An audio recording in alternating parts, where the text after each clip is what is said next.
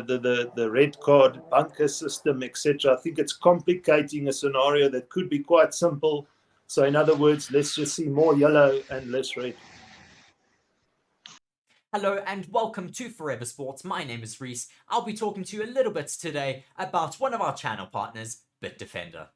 BITDEFENDER is a global leader in cyber security. BITDEFENDER is committed to defending people all around the globe against cyber attacks, as well as to transform people's digital experiences. In the next 6 months, Forever Sports will be covering major tournaments such as the Rugby Championship, the Premier League, the remainder of the Formula 1 season, as well as embarking on the biggest Rugby World Cup YouTube campaign ever. To ensure that these are all a success, it is imperative that the Forever Sports channels and platforms remain uncompromised. And with BITDEFENDER, we can be assured that our cybersecurity needs are being taken care of. To read more on BITDEFENDER, please be sure to check the links in the description of our video. Wes, I think you wanted to also chime in some last comment there. I mean, we could be here, and talk about this for about an hour by itself. But I think two things, and then I promise I won't say any more about it. But I think one, I agree with you guys in terms of, and it was brought up in the comments as well on one of the watch-alongs this weekend. I don't agree with watching things in slow motion all the time. So I think you should use slow motion to identify where contact was made. So you use slow mo to see, okay, there is contact on the head. Cool. So we've got a head contact. Or if you're not sure, it's kind of like when in cricket, when the ball goes past the bat and it's kind of close, it's like, right, can we get ultra edge just to see? So you use slow motion just to see, okay, was there where contact was made? Then I think when referees and the TMO in the bunker or whatever they are, they then need to watch the incident in real time, not slowed down, because there's contact with the head. So you need to watch it at the time that the player had to adjust to the decision. And I think that will give them a more realistic understanding then of could the player realistically get out of position. I will just say though, for Creel, Curry and Sigrin, they were all bad tackles. They were all in the wrong position. They were never going to make effective tackles. They were all upright, high. That's a bad tackle. I don't know about you, Oaks. We say we've all played rugby. I was never taught to tackle like that. They were all upright. Like it's yeah. But have you never gone into we've all at some point gone into guys a little bit shorter. The games we've all gone in high at some point, not deliberately. At some point, the angles of the tackle, what's happening. I'm not, what I mean. For me, my last shot, I just feel those type of incidents are at the moment, yes, red by letter of the law. Now all three were red. However, for me, some of these incidences are too strict. These rules are too strict for the incident. I think we need to strip it back a little bit. Some of those things are not red card offences. In a game of rugby, that's not a red card offence. But we are where we are. So that's my last. But if you talk about I was going to add two. Yeah, go. I only said one. But I was going to talk about then if you say in the game of rugby. Because at the end of the day, and I know we hate saying this, but it is a game and people's lives need to carry on after rugby. And there's a real issue with CTE and head collision and concussion and brain damage. Like that's just it. And so if we want people to continue playing rugby and there's a massive fallout in the US of what's going on with football, American football, like parents are not wanting to put their kids into American football because of the CTE. So that sport, might crumble, might not crumble, but what we want to see is rugby preserved. And for me, the core of rugby is not making head contact. I know that's not what you're saying. The biggest tackles I've seen ever made in rugby have been good, low, strong, hard, positive tackles where the head's not even anywhere near the other person's head. So I'm all for the physicality in rugby. Okay. I'm 100% there with you, but I do think, sorry. I agree. So I think with the games, because this is kind of shifted in the last 5 years. So in saying that, I agree. So I'm totally agree. If this embeds all players to be going low all the time, like it becomes this normal habit. But then I guess that's maybe where I'm missing the point. I'm going to see a different game of rugby, not the game of rugby I knew and watched and knew. And it's going to be a different-ish game, right? It's going to be more aerobic. What's the word they call it? So are we prepared to say goodbye to the game of rugby almost as we prepare, because we are changing the rules that much for the good of the person, maybe not the good of the game. But the rules have changed. We 50-22, kicking it directly out into touch, line out, scrum, hold set. Rules have changed. Yeah, but Chris, I've that's never that. looked I'm at a talking about game of tackles. rugby where there hasn't. I've never looked at a game where there hasn't been a high tackle and gone, geez, that was a pretty soft game.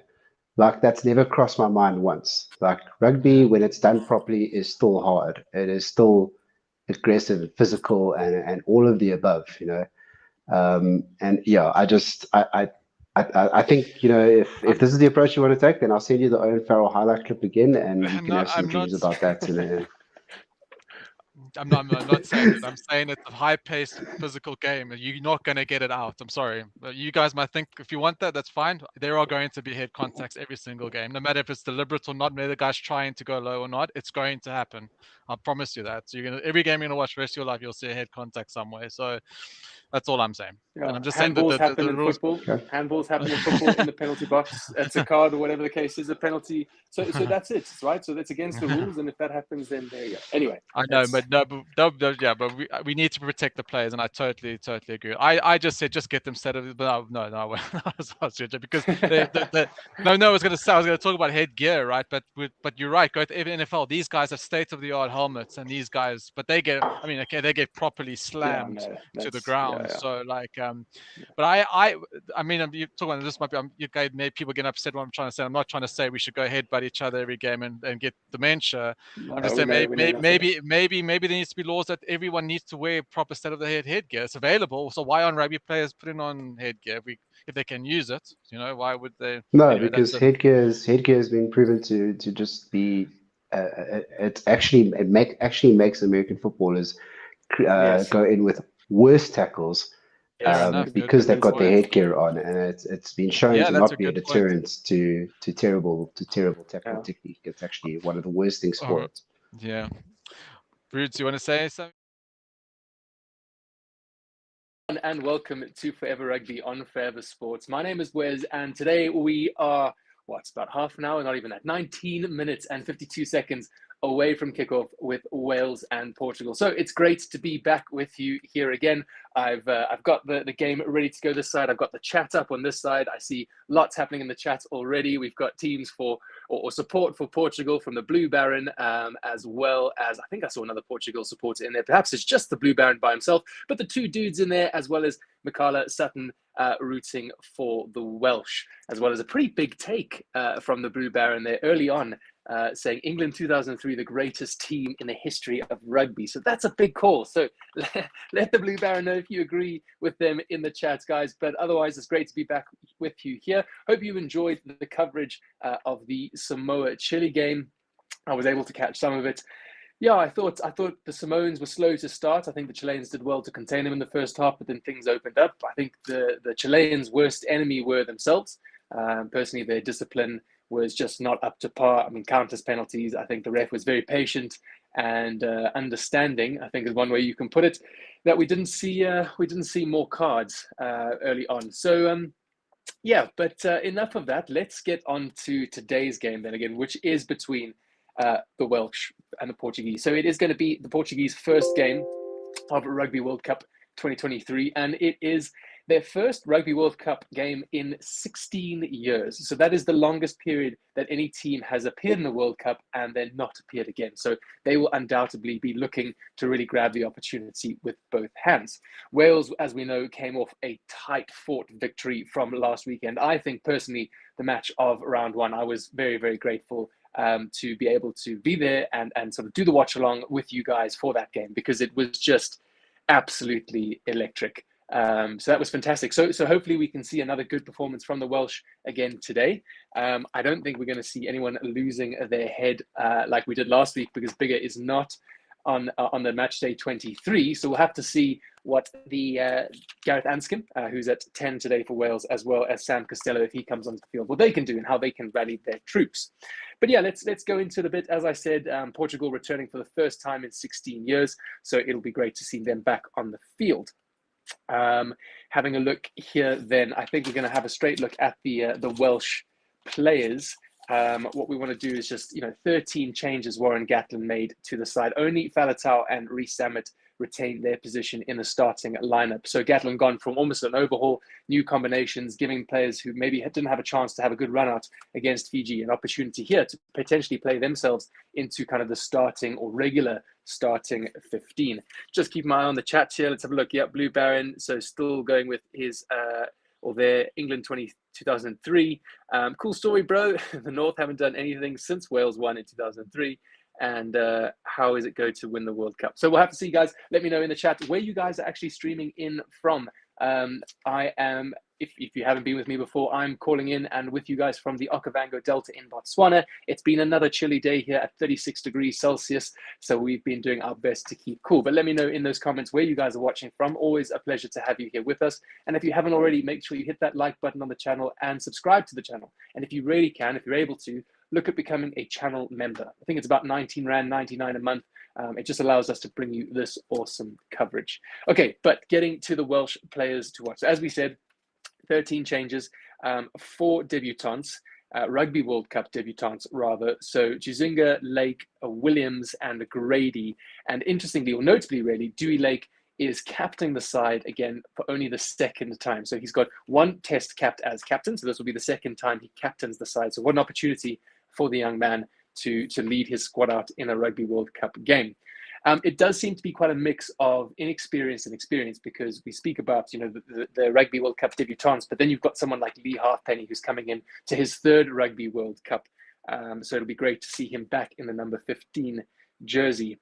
But he hasn't had that much experience with the Welsh side of late. He's only played in 15 of the 43 tests since 2020. But he is the Welsh's 3rd all-time point scorer, only behind Neil Jenkins and Stephen Jones. And as I said, I think in the build-up package, or for the preview for this match, rather, he is now officially their oldest backline player to debut in a Rugby World Cup at the age of 34. Not incredibly old, but old by Rugby World Cup backline player standards for the Welsh, apparently. We will have to look out for the combination of Gareth Anscombe, as I mentioned earlier, starting at 10. And I'm really excited to see what Anscombe can do. I think before that injury he took, he was really looking like the 10 for Wales, and unfortunately just hasn't quite found the form. So hopefully he's been able to find some of that form pre-injury, and he's going to be lining up alongside Thomas Williams. So it could be a very exciting partnership there. Also notably, and a huge congratulations to Thomas Williams, who earns his 50th Test cap for Wales, and he made his debut against South Africa in 2018. And he's only the 7th Welsh scrum half to do so. So very, very, exciting for the Welsh side. Got lots of conversation in the chat. Alan Robinson, hi Alan, good to have you back here. How's it going? Michaela Sutton, excellent to have you here. Let's have a look. Demolition Day, come on Wales. Alan is fired up. Let's see what the Welsh can do. I think they'll be looking to definitely have more of a convincing win, I think, as opposed to that tight margin against Fiji last week. So let's quickly then run through the Welsh side from 1 to 23. And as you'll see, it's quite a mix of inexperienced and experienced. So in the front row, you've got Smith at 1, Lake, Dewey Lake, the captain at 2, and Lewis at 3. Then you've got one of the debutants again, Christ Chizinga at 4. at 5 is Jenkins. Then looking at your back row there, we've got the 8 at 6, Reffel at 7, and Faletau then at 8. So Faletau, the only forward making his starting appearance again from last week's starting 15. At 9, we spoke about Thomas Williams and Gareth Anscombe at 10. We've got Williams at 12 then. 13 is Mason Grady, so another one of the Rugby World Cup debutants. Then looking at your wings, obviously the experienced and electric Louis Rees-Zammit and Rio Dyer. I think Dyer will really be looking to stamp his mark on this game. He's burst onto the scene. I remember when he sort of first started playing for Wales and he was this new talent and looked amazing, but hasn't quite kept up the momentum, sort of if you equate him to like an Arendse, right? Like a Kurtley Arendse for South Africa. I thought they were quite similar in the fact that they came on, not out of nowhere, but made a really big statement. But Arendse seems to have kept that form, whereas hasn't quite. So he'll be really looking forward to making a big statement today. And then, as we mentioned, Lee Halfpenny at 15. Then looking at the bench, Ryan Elias at 16, Corey Domachowski at 17, Thomas Francis at 18. Then the experienced Adam Beard at 19, Tane Basham, quite inexperienced at 20, Gareth Davies, very experienced at 21, Sam Costello, again, very, very exciting. So potentially see him on the field at 22. And then the try scoring machine, Josh Adams, coming off at 23. So see what I'm talking about, like the mix of experience and inexperience. So yeah, fascinating to see what the Welsh can do today. So in those comments, guys, in the chat, rather, let me know what you think of that Welsh side. Kind of makes sense. I guess you're playing a team like Portugal. Again, you can't, I'm always hesitant to write off any team, no matter who they are, no matter how big they are. I think you've got to go in and play your best rugby, but you can see why teams would potentially rotate against these sort of second tier nation sides, or the minnow sides. I still haven't got a good, any name sounds just belittling. So I don't know what we can call them. If you guys can let me know in the chat what we can respectfully call these sides. Second tier nation sounds horrible. Anyway, you guys let me know what we can call them. Yes, welcome everybody. Stat in the Samoa game, and they were comparing to the number of tests that England have played and Samoa played. And I think it was since 2019 or since 2020, England had played 40 test games and Samoa had played 11. So this is, again, just shows the discrepancy. And I think there's a real urge and a need for there to be some sort of involvement with the tier 2 nation sides. And not just amongst themselves, but playing against the tier 1 nation sides. You know, we've seen what that can do for the likes of an Argentina, where it's brought them up, you know, their standard. Italy are undoubtedly better than where they were, still not where they want to be, but making progress there. So I think we need to look at, you know, a proper competition. Logistics, travel gets tricky, but I do think it's desperately needed. So let's have a look. We're going to move over to Portugal. And again, as I said, very, very exciting to see them back in the World Cup after such a long time, 16 years. They will undoubtedly be absolutely relishing the fact that they are here. So they've played 4 Rugby World Cup games in 2007, and they've lost 4 Rugby World Cup games. So they will be looking to hopefully get their first Rugby World Cup win this year. It was a dramatic way that they got entrance into this Rugby World Cup, where they managed to get a draw with the USA 16-16, and it was in the final tournament that they got. And not only that, it was in the 82nd minute that I believe it was Samuel Marquez slotted a 40-meter kick to get them that draw, to get them into the Rugby World Cup. So by the skin of their teeth, they were able to get in. So fantastic to have them here and participating. Another stat they'll be looking to improve on is that they've never scored more than 1 try per Rugby World Cup game. So I believe they were able to score 1 try in all their pool games in 2007, but that was it. Then that was all they had in the tank. So this time around, they'll definitely be looking to put more points on the board. They were leading at halftime against Romania in 2007, but then they unfortunately went to lose that game 14 points to 10. So looking at some of the players here, interestingly, all 23 are Rugby World Cup debutants. So that's very, very, I think it's awesome to have. I mean, what amazing thing to be, you know. It just, again, they need more test time, and hopefully they can stick around. But there are 19 survivors from the game against the USA. So again, relatively experienced side there. A lot of them play their club rugby up in France, and a couple of them have represented France at age grade rugby, in fact. So they are quite familiar with a high level of rugby. One of our men that we have to keep our eyes on today is Rodrigo Marta. So he's scored 8 tries in the last 5 games. So his try scoring aggregate is excellent. So we'll definitely have to keep our eyes up for him. And the captain, Thomas Appleton. So he's captained the side since 2019. He is their most capped player with 61 caps. And he's scored 10 of the 16 tries as captain. So clearly being captain allows Thomas or empowers Thomas Appleton to feel like he can go on and score lots of tries. So let's have a look at those players that match day 23. Again, please, in the comments, guys, you've been very good at this before. Let me know if I get pronunciation wrong, because I will. We do our best to get the phonetic lists and try break it down there. But if I've got anything horribly wrong, just let me know. I just had a look in the quick chat. Alan Robinson, emerging rugby nations. Alan, I like that. You can stay. So I will do my best to call the tier 2 nations, or the minnow rugby nations, as they've been referred to, emerging rugby nations. I do like that a lot, because that's what they are. They are emerging, and hopefully we can get them from that stage into the stalwart rugby nations. Okay, so looking at the Portuguese side then, starting at number 1 is Fernandes, 2 is Tadja, 3 is Elvis, 4 is Madeira, 5 is Cerqueira. At 6 is Granate, at 7 Martins, and 8 Simos. 9 is Marquez, 10 Portela, and at 12 Appleton. 13 is Lima, and then on your wings, at 11 is Marta, 14 is Pinto, and 15 is Sousa Guedes. Then looking at your bench players for the Portuguese, coming at 16 is Costa, 17 is Campergu, 18 is Hasse Ferraria, at 19 is Bello, 20 is Wallace de Carvalho, at 21 is Lucas, 22 is Mora, and 23 is Storti.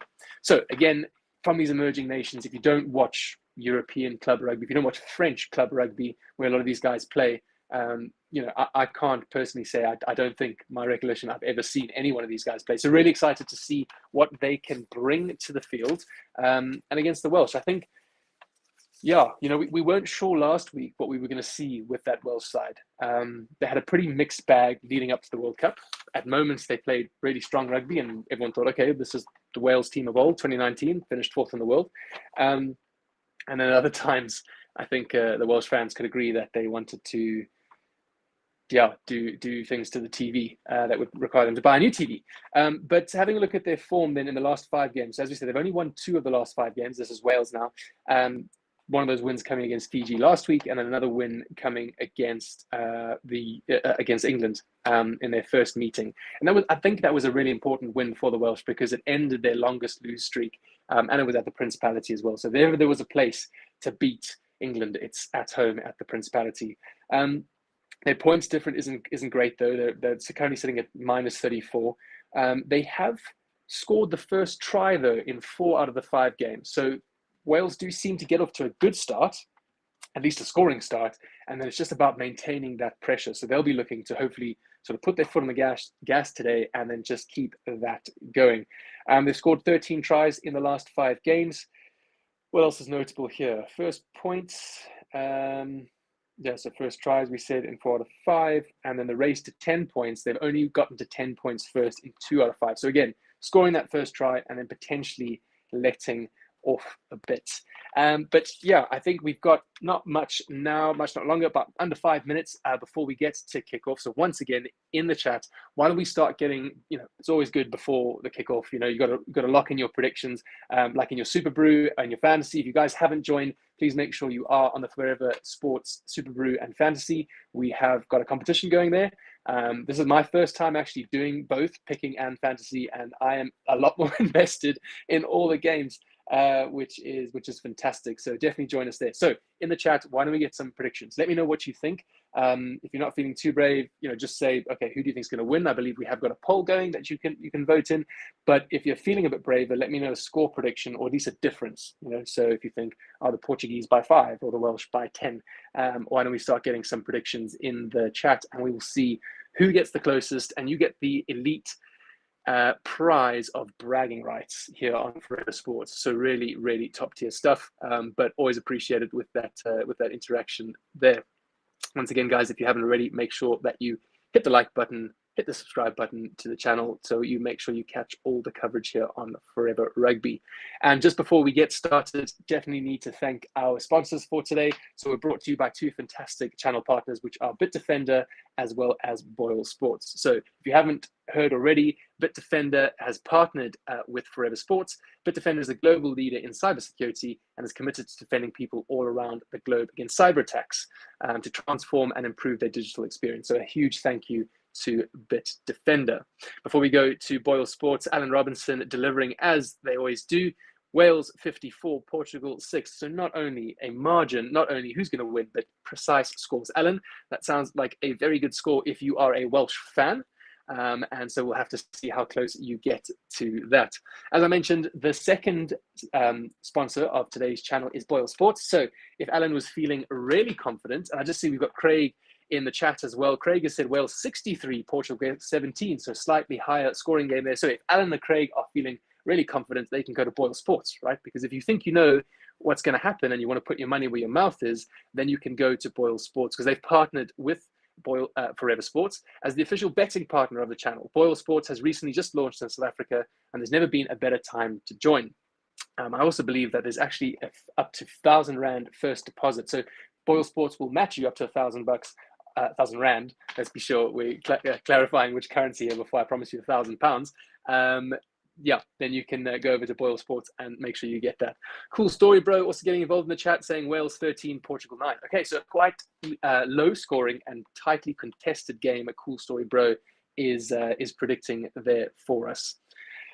Okay, the players are out on the field lining up for the anthems. Speaking of, what does everyone think about the new anthems? I don't know. I can't really say they've made much of a difference. They're still using a choir to sing or some sort of instrumentation, but there was quite big outcry by a lot of nations and the fans about the national anthem. So let me know what you guys thought. I think it was a nice initiative. I just think it was, I don't know, not well executed, or just didn't match the vibe. That I think a lot of teams are used to. Especially the South American teams, incredibly passionate, use their anthem to fire them up. It's almost like their haka, right? It's almost like their traditional challenge that gets them fired up in a way. And I think they were just lacking that. Again, not that excuses any bad performances. You can't say, oh, we didn't have our anthem to fire us up, that's why we didn't play well. No, that's not what I'm saying. But I think it is a big part of these teams, not ethos. Yeah, build up, process, routine, right? Like, as a sportsman or sportswoman, you have these routines that you're so used to doing, and superstitions, right? I mean, you talk to professional sports people and they've got the smallest thing. If something's off, their head's not in it. We've got Chris van der Weyer in the chat there saying Portugal 17, Wales 12. So Chris has given us our first upset, if you can call it that. I think you can call it that. Our first upset prediction there. Chris is predicting that the Portuguese are going to rain on the Welsh's parade and outscore them 17 points to 12. So have to see what happens. So the Portuguese national anthem underway. Now, I mean, this bloke is crying. He's literal tears. He is screaming his anthem, tears down his cheeks. So that's what we're talking about. Now, not just the South American teams, obviously, getting invested. We got the European teams also incredibly, incredibly passionate there. My goodness, I haven't seen that in a long time. Fantastic to see the Portuguese fans back in the crowd. They are loving it. And I mean, the Chilean fans have also in the game earlier. Just what a great time to be a Portuguese rugby supporter as well as a Chilean rugby supporter, and go enjoy Rugby World Cup in France. Lovely. Okay, we are then having the Welsh national anthem. Wales playing in their black and yellow kit. Looks very snazzy. So used to seeing the Welsh in their red, though. There's Gatlin with his red tie. Falatau looking chuffed. Yeah, what can these guys bring to the pitch? I think they'll be looking for, as I said, a more consistent performance. There were really good moments of play from the Welsh last week. But I think it was more just that seeing the game out to completion.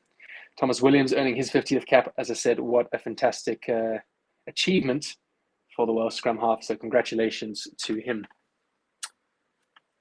Valkyrie saying, just happy to see Portugal out there. Those guys have barely any support. Football, yeah. Train after their regular jobs. Train after their regular jobs. Excuse me. Just happy for them. I hope they do well. Yeah. So Valkyrie, absolutely. And we were just talking about these emerging rugby nations. Thank you, Alan. And there's just such a difference in the amount of, well, not only money that goes in, but time played, right? So again, that stat earlier, and I'm sure it's probably true for all the emerging rugby nations where. England, for example, England played 40 tests since 2020, where Samoa only played 11, and you just can't compete. Well, the fact that these teams are competing and are competitive, like your Fiji, taking these sort of developed rugby nations to such a close margin is a real testament to what they can do with the resources they have, as well as you take into the fact or consideration how a lot of their best players leave to go play for other nations. So yeah, I think truly a testament to the passion that these guys have for their sides. So once again, guys, thank you so much for joining us here on Forever Rugby, on Forever Sports. I can report that Forever Sports is indeed in France. A couple of our teammates landed there safely yesterday, and I believe they were at the at the Chilean Samoan game. So we are going to start bringing you coverage from France directly. This is YouTube's most comprehensive coverage of any Rugby World Cup ever. And yeah, really, really happy and proud to bring it and share that with you guys. And thank you so much for being a part of this journey. You know, it's been a resounding success, but only because of you guys. And yeah, thank you so much for subscribing to the channel and making this all possible. You know, so really appreciate it. Right, the players are lining up. Porto saying, is Wales and England? So Wales and England are in the United Kingdom. They share a border, but they are sort of two separate countries.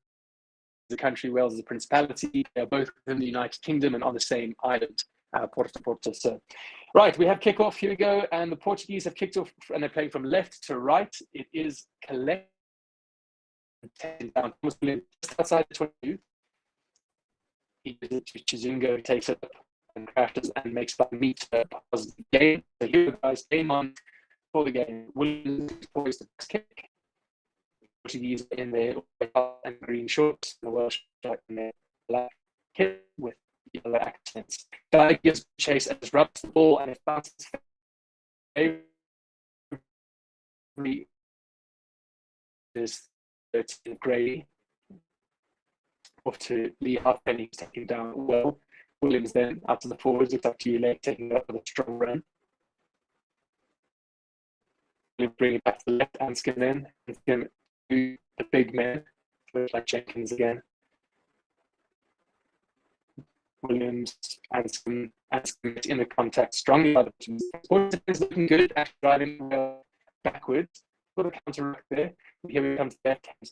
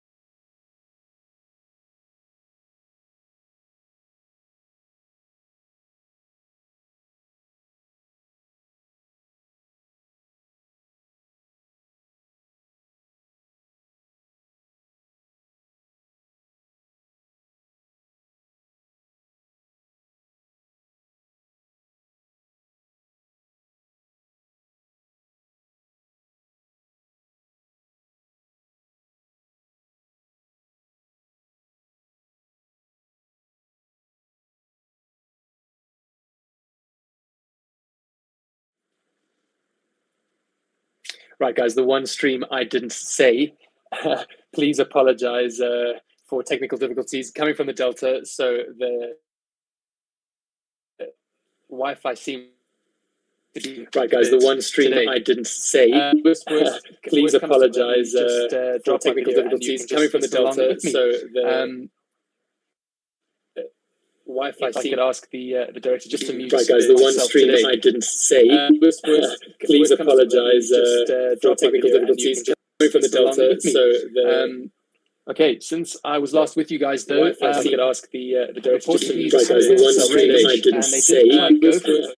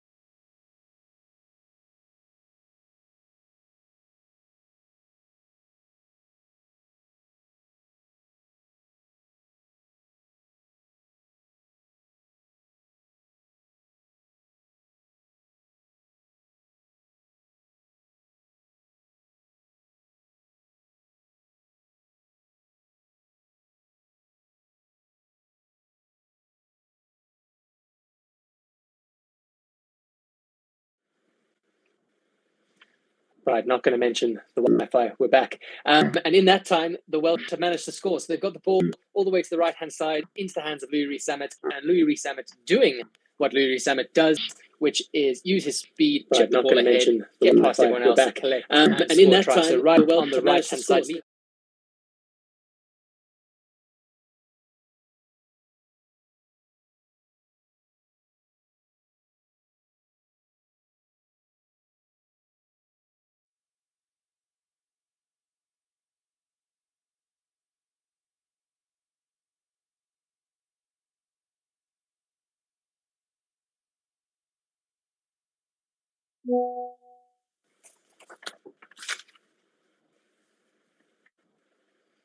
Right, here we go.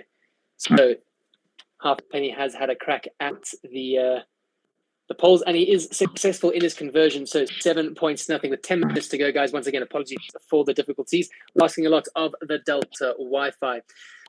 So have a look at the chat there. We've got Porter saying stick to singing. Well, they're doing well in the rugby at the moment. Porter 7 points ahead of the Portuguese, but still plenty of time to come back. We've got James Cody saying, nah, do some singing against Portugal's outrageous. Show Wales standards. Okay, so we'll have to see what they're going to do. Excellent. So we are now underway, guys. Hopefully I'm with you again now, guys. Are working very hard to make this all work. So we appreciate the hard work that they're putting in. And again, apologies for any issues. So the Portuguese now have ball in hand. Let's see what they can do with it. They are on the right-hand side of the field, and they bring it back to the right, close to the touchline. And they will try to string some phases together. So now taking it out to the left-hand side is Marquez, giving it to his 12 Appleton. The captain takes it into the Welsh defence, manages to get to the floor. Marquez will look to dig that ball out. He's going to look to box kick. So what we see from a couple of teams now is them really trying to just get a few phases, and if nothing comes together, then box kick and hopefully make a mess of it. Thomas Williams unable to catch it cleanly, though, but it goes sideways. Anscombe offloading then all the way out to Grady. Grady with space now back into the hands of Rees-Zammit, seeing if he can score his second try. but brought down well by the Portuguese defence. Williams finds Lewis. Lewis gives it out to Anscombe. Anscombe now looking for the offload. Pops on the ground. Nope. Sticks to the floor. Thomas Williams then out to the right-hand side. Out to Halfpenny. Halfpenny, a little offload to Grady. Well into contact. Williams again now to the left. Strong run by Jenkins. Williams looks right, comes left. Anscombe to the big boys. I believe that was Lewis taking it into contact. Thomas Williams, Gareth Anscombe down the left side we come. Williams kicks it through, dabs it through. The Welsh are there in numbers. There's one Portuguese player does well to exit. I believe that was number 10. It was Portela who was able to get that ball and exit for them. So quite a territory gain for the Welsh side, putting huge amounts of pressure onto the Portuguese.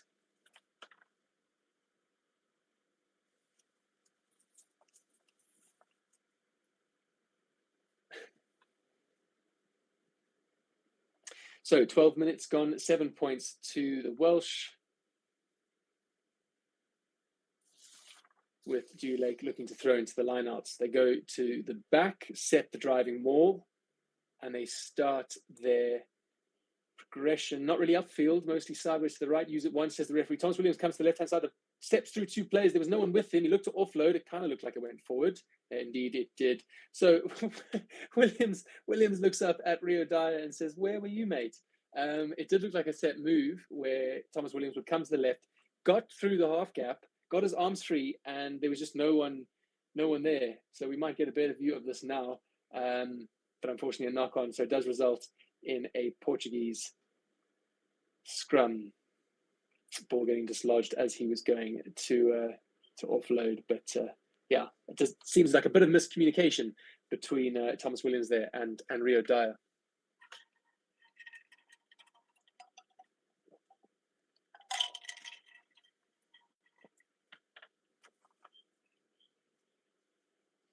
So the Welsh forward pack being significantly heavier, about 920 kilograms to the Portuguese 870.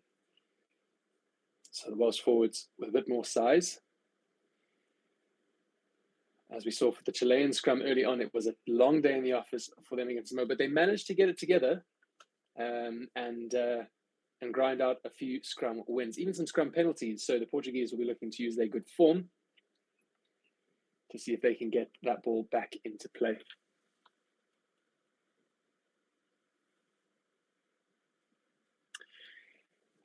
Yes, Craig, you are right. Sorry, when I say left to right, I think I'm talking about sort of across the field. But yes, if you're looking, as we're looking at, Wales are on the right-hand side in their black and yellow, playing to the left-hand side of the screen. And the Portuguese from obviously then left to right in their white and green kit. So very messy at scrum time. And the Portuguese win a short on. They go quickly, does the number 9 to his number 10. And they want to move it. Out they go. Lovely skipping pass. That is a fantastic pass. They're all the way on the left-hand side. Nice footwork there from, I think it was the 15, Sousa Guedes. So here comes Marquez to number 7, who does well to get his hands off. Oh, lovely passing from the Portuguese from 7 to 8 to 6. Nice interplay from the forwards there. Marquez then out to Portela. Portela to Lima. Lima now with a bit of space. Chopped down, excuse me. Yes, that was Lima. So here comes Marquez again, the 9. Oh, just a bit too hard on the pass there now. The Wales with ball in hand. Rio Dyer doing good work to stay on his feet and drive the ball forward. So nice play from the Portuguese there. Just unfortunate. Out to Williams in the centres. Strong run up from him. So they're on the left-hand side of the pitch now, working it to the right-hand side. Out it goes to Anscombe. Anscombe popping to Dewey Lake, his captain, taking it up strongly in centre field. Thomas Williams then gives it out to Anscombe, who chips over the top, identifying a bit of space, unable to collect, knocked backwards from the Portuguese. Here goes number 15. Nice step from the fullback, the Portuguese fullback. He's got support on the inside. Here comes number 7. He's streaming down the field. He is just brought down by Falatau. Try-saving tackle. What a little run through. The ball is all over the place. It is going to fall safely with the Welsh players, but what a step and a break from Sousa Guedes, and then an offload to his 7, Martins. But now the Welsh are able to calm things down and use their forwards just to get everyone back on side and slow things down. Gosh, you thought that was an excellent opportunity for Portugal. unfortunately, number 7, Martins, just not having the pace to outrun big Faletau there. Faletau undoubtedly saving that try. Thomas Williams box kicks over the top, does not find touch though. Falls into the hands of the number 10, Portello, who puts it inside back to his fullback, who's looking to run again. He's got gas in the tank, but chopped down by Christ Juzinga there, the number 4 for the Welsh side, and are able to win a penalty thanks to Rafael there, the number 7 for the Welsh side. Frenetic phase of play there, but my gosh, that man, number 15, Sousa Guedes, is one to watch for sure. That was brilliant break through the line there. Phew.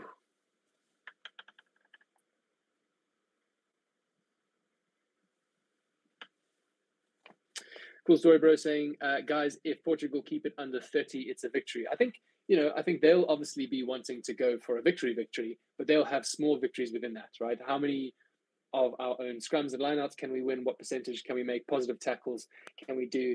Then you look at points differentials. Yeah, I think absolutely. But if you play with a mindset that you're going to get 30 points on you, then you're going to get 30 points on you. So I think they'll be hoping to have a bit more of a positive mindset. Here we're just seeing a replay of that. What a fantastic step here. Comes into the right, off his right foot, out to the left. Excellent work into space there. Get that man the ball more often. Right, the Welsh go to the line up to the front, set up a driving maul, and through is number 7 from Wales, which is Rafael. And then it gets stopped a couple meters down. So kind of disintegrated, reformed, it's a bit scrappy. In comes big Jenkins to drive that ball forward. Where it is, no one really knows. It has come loose. It is now with the Portuguese on their own try line. They're looking to run, which is brave, and it's gone backwards now, but excellent work there by the fullback, putting on a man-of-the-match performance already with a phenomenal clearance, basically from his try line all the way to the half line. That is a massive kick and under pressure. So unfortunate here that the ball was spilt forward, or at least lost somehow by the Welsh. They did look like they had a lot of momentum there, and you thought maybe they were going to score a try here. Oh, it was ripped really well by the Portuguese number 9, Marquez. So as the Welsh player was going down to place. Right, Wales with another line out. And they come to the front and they set another driving maul. But it comes out quickly from 7 to 9 to 12. Good strong crash by Williams there. Rio Dye picks and goes looking for the offload. He gets it and Christ Juzinga. Juzinga is through. He's got space. He's got Williams on the left-hand side. Can he get the pass off? He does. But massive tackle from his opposite number 9, Marquez on Thomas Williams. Great defense from the Portuguese. Scramble. Can they keep it up? Here come the Welsh. Number 1, big number 1, Smith comes in. Ball is out. Marquez identifies that. Here go the Portuguese. So counter-attack is on. This is frenetic. Offload on the inside. Back into the hands of the Welsh.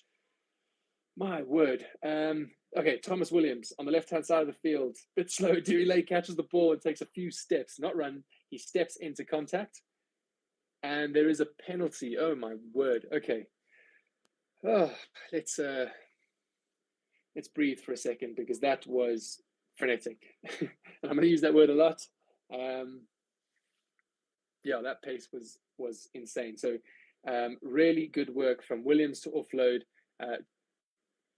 Unza to then find the space, step through. He was through, had Thomas Williams on his left-hand side, and unfortunately just his pass probably needed to be in front of him so he could run on pace, but it was up in the air, so he had to kind of stop, catch the ball, bring it down, and at that time, his opposite number 9, Marquez from Portugal, was able to catch him. Craig saying, if the pace of the game stays as it is, Portugal will run out of steam. Yeah, and this, again, with these emerging rugby nations, what we see generally is for the first half, at least, they are able to keep up, put some pressure, stay in the game, and then really second half is where it comes. So hopefully, hopefully they can keep pace the entire time. Great big tackle. Thomas Williams had no idea where that was coming from. Looking for, again, the support, but the Welsh players just not running those support lines.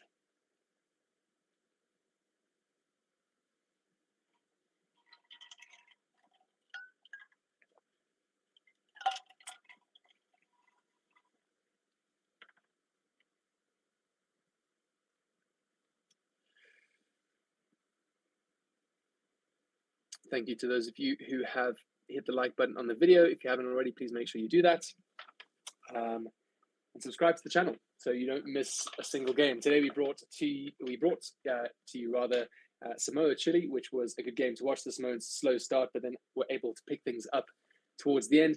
And then later joined Stevie P as well, as he brings you Ireland and Tonga. So a big clash for the Tongan side. What can they do? This is their first game of the Rugby World Cup, so they'll be looking to get off to a positive start. And the Irish will look to continue their form that they showed against Romania last week with that really convincing victory. And then tomorrow, also excellent rugby. I will be bringing you the Springbok game, which will be fantastic. My first Bok game to do the watch-along. I'm very excited to do that with all of you here against Romania. Hopefully a good one. And then England and Japan as well will be undoubtedly a cracker.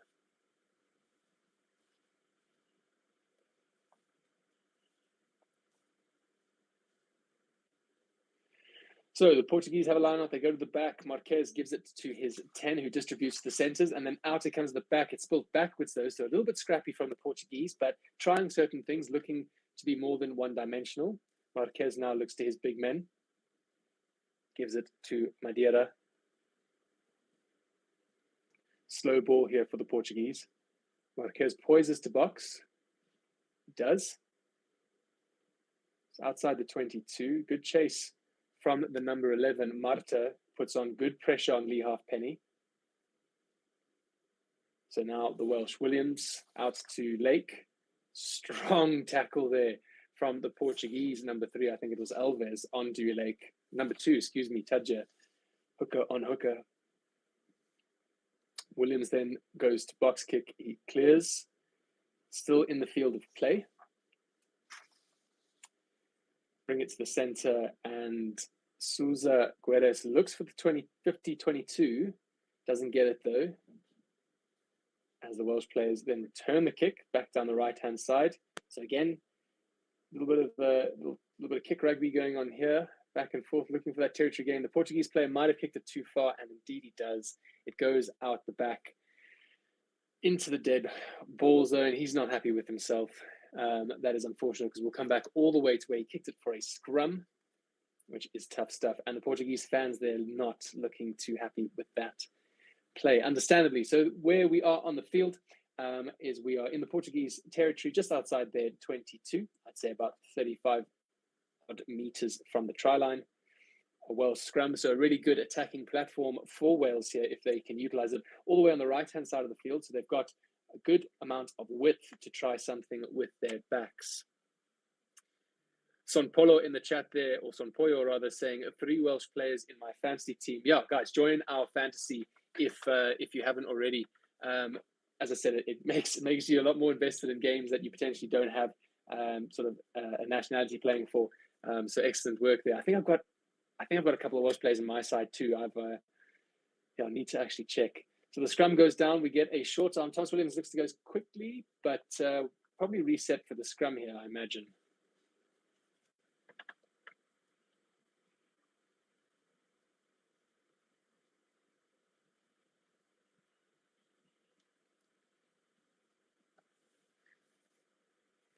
Didn't the Irish win a series in New Zealand last year? That comes from Porto to Porto. Yeah, they did. I mean, the Irish have been playing fantastic rugby of late.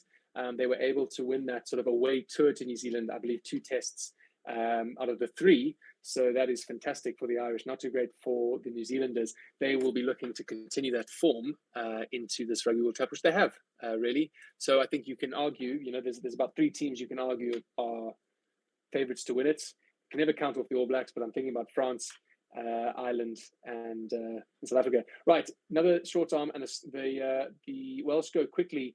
Thomas gives it out to Williams, who then crashes it upfield, but the Portuguese defence comes up quickly, and a massive tackle there on Gareth Anscombe, driving him back a few meters. He'll be thinking about second thoughts. And again, the ball is knocked forward. Oh my goodness. And that is a risky pass from Marquez inside as he was collecting. He tried to do like an out the back door and went over his try line, but they did have the knock-on advantage.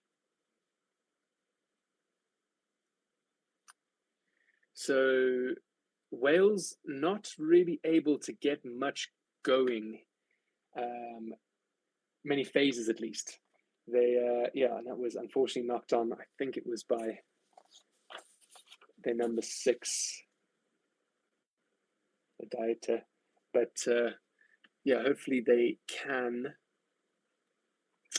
tidy it up just a little bit.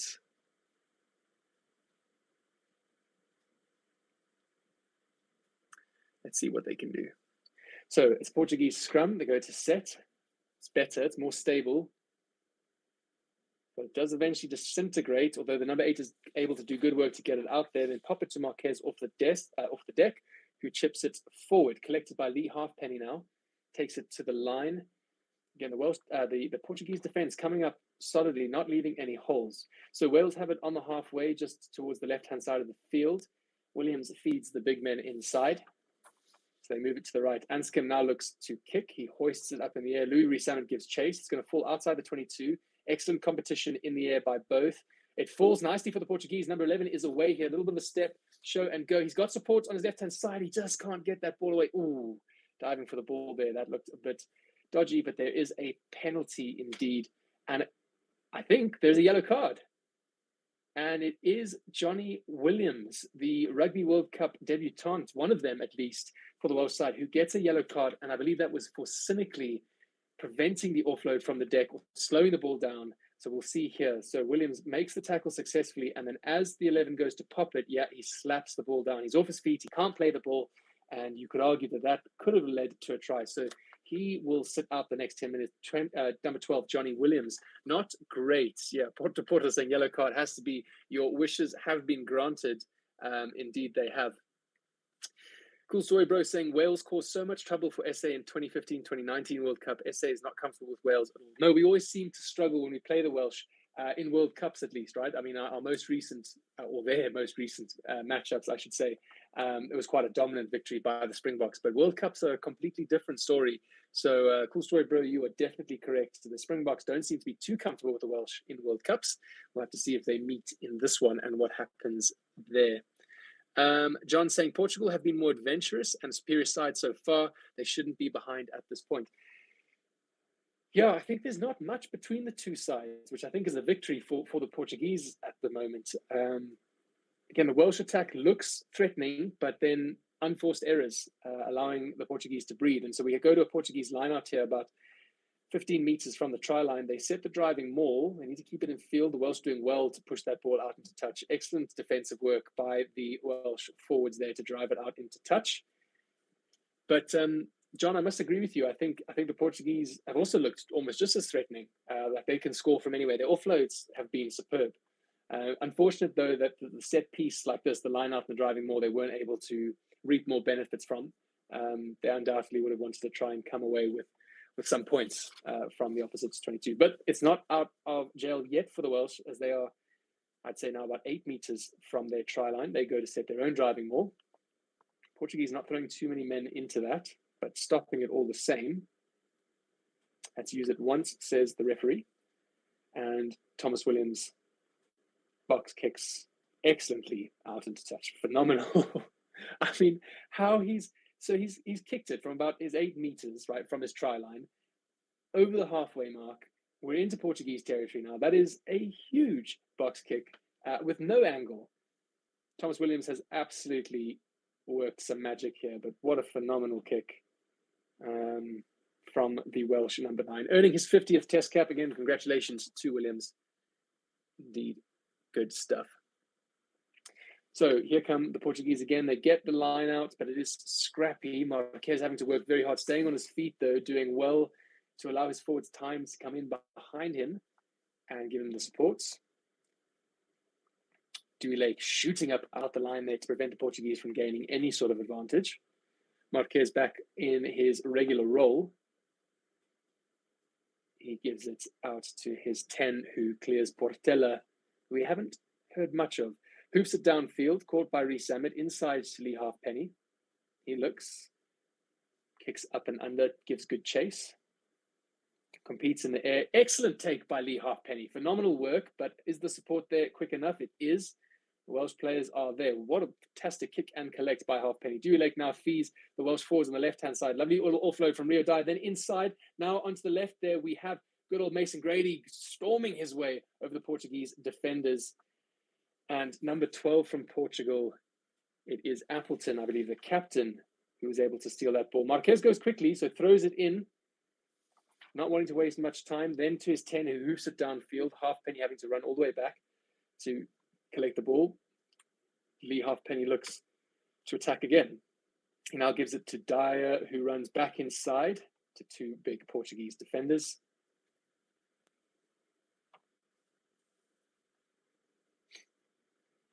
Now we go to the right-hand side.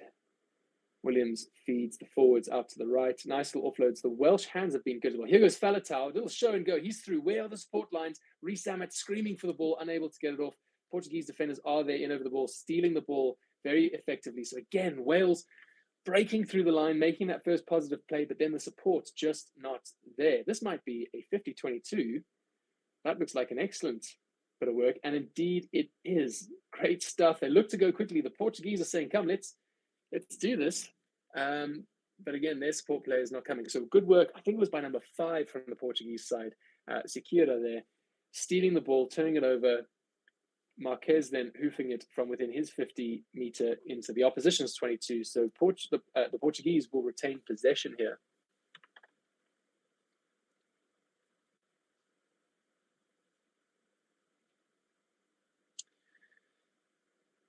Having a look here, Porter saying SA have a brilliant record against Wales. Yeah, but we're talking about in World Cups. You know, I think you have to look at them differently. They are test games, but they are Rugby World Cup games, and there's something different about the Rugby World Cup. Right, here come the Portuguese from the line out. Off the top, out the back, they go quickly. They are 5 meters from the try line. This is the Portuguese best opportunity. It comes out a bit messy. It is with the 15, then to Portela. Now 14 has it one-on-one. Good tackle by Lee Halfpenny there. Wales scrambling defense. Marquez has it. Gives it out to one of his forwards who takes it up into contact. Through the number 8 goes the show and go, making meters. They are 3 meters from the try line, but it is Lee Halfpenny who's doing all the work at the moment for Wales. He is attacking, he is defending, he has stolen that ball excellently. So it was number 8 there, Simos, who thought he saw a gap, pick and went, but unfortunately for him, he ran into Lee Halfpenny there, who was over the ball very quickly and managed to turn it over. He does seem to be holding his shoulder a bit, so hopefully he is okay. So the Welsh breathe a big sigh of relief. I think Portugal will feel quite positive after that, though. They are fancying themselves, and they definitely seem more than capable of scoring a try, undoubtedly. The Welsh defence, they are holes, and the Portuguese are finding them.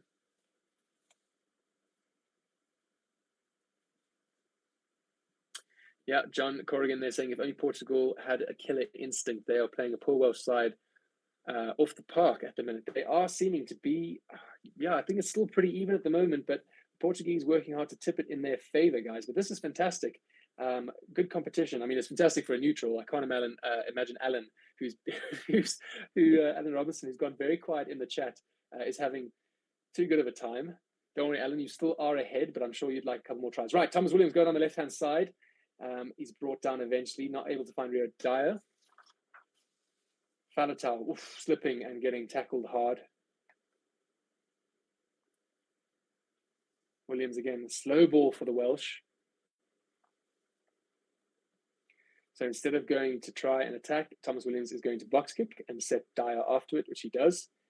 Looks like it'll go into the 22. So, just on the border, does so well, but a fantastic take by the number 10, Portela there.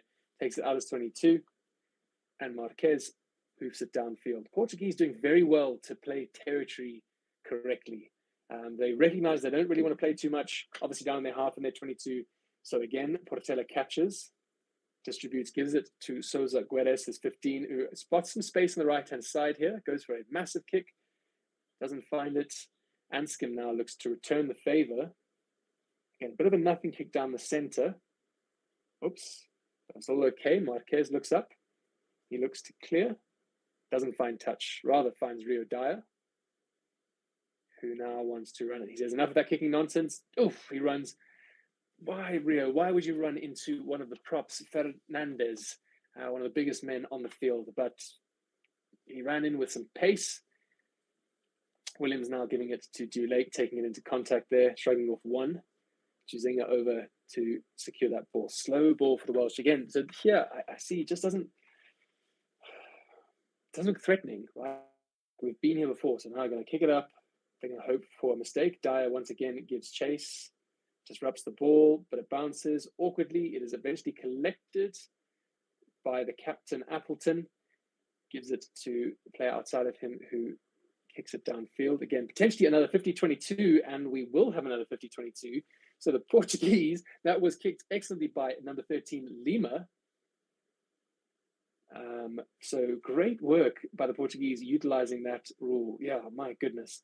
Rio Dyer running into Appleton, who's no small man himself, as well as number 1, Fernandes. But a great kick by number 13 from the Portuguese side, Lima, to gain his side both the territory and the possession advantage. Porta saying, Portuguese playing well. Indeed, they are. Alan finally getting involved in the chat. The boys from the Valleys will need some spinach at halftime. Alan, I think, yeah, at least some spinach. Gatlin might need to give them a bit of a talking to. Right, here come the Portuguese. To the line out centre they go. They set the maul. Stationary at first. Referee deems the line out is over. So the rolling maul not really going anywhere, but Marquez is at the back. He looks to feed. He gets it out to Appleton. Appleton to Portela. Portela out then to Lima. Excuse me, not Lima, Marta. Now 14, Pinto. The Portuguese do have a penalty advantage, maybe for offside. Marquez then out to the big men. Here we go. So Fernandes now with ball in hand, making some meters. Portuguese just need a bit of quicker ball. So they're getting good go forward ball. Going for a drop goal. He's gone for it. And it's just gone to the right-hand side there, but no advantage gain. So that was Sousa Guedes showing that, hey, you can't give us too much time on the ball. He wasn't far off. Okay, so Portuguese, yeah, that's the right call. So they got a penalty just outside the 22, almost in the middle of the post, and they have called for the shot. I think that is indeed the right call. So the penalty might have been for the high tackle, not dangerous, just round the shoulder by Mason Grady. There on number 11, Marta. But I think this is definitely the right call to take the points because indeed Wales with a man down. We forget that Johnny Williams has been off the field for that cynical play, and the Portuguese have struggled to score. So they'll come away at least with 3 points from that yellow card. Marquez is the man to line up the kick. They are indeed playing well, and Alan Robson recognised that. No, it's good. It's what you want, some competition. But I recognise I say this all as a neutral because tomorrow in South Africa, Romania, I'm going to have to do my best if the Romanians take the South Africans to task to say that, yeah, no, it's good, it's good. Okay, so Marquez slots the kick for the Portuguese, which is fantastic. So they on the board, 7 points to 3. Who was it in the chat who predicted quite a tight game? Someone said quite a low score. Let me just quickly scroll up here. I think it was Chris. Chris saying Portugal 17, Wales 12. No, it was Cool Story Bro, Wales 13, Portugal 9. So potentially, Cool Story Bro, at the moment, halftime score 7-3. Have to see if it opens up in the second half. Right, Gareth Anscombe gets us underway once again. And he kicks into the Portuguese 22, collected by the number 8, Simos, who takes it into contact outside of his 22, making life a little bit harder there for his backs. Marquez giving strict instructions to Sergura, taking it into contact. Careful not to lose it here, though.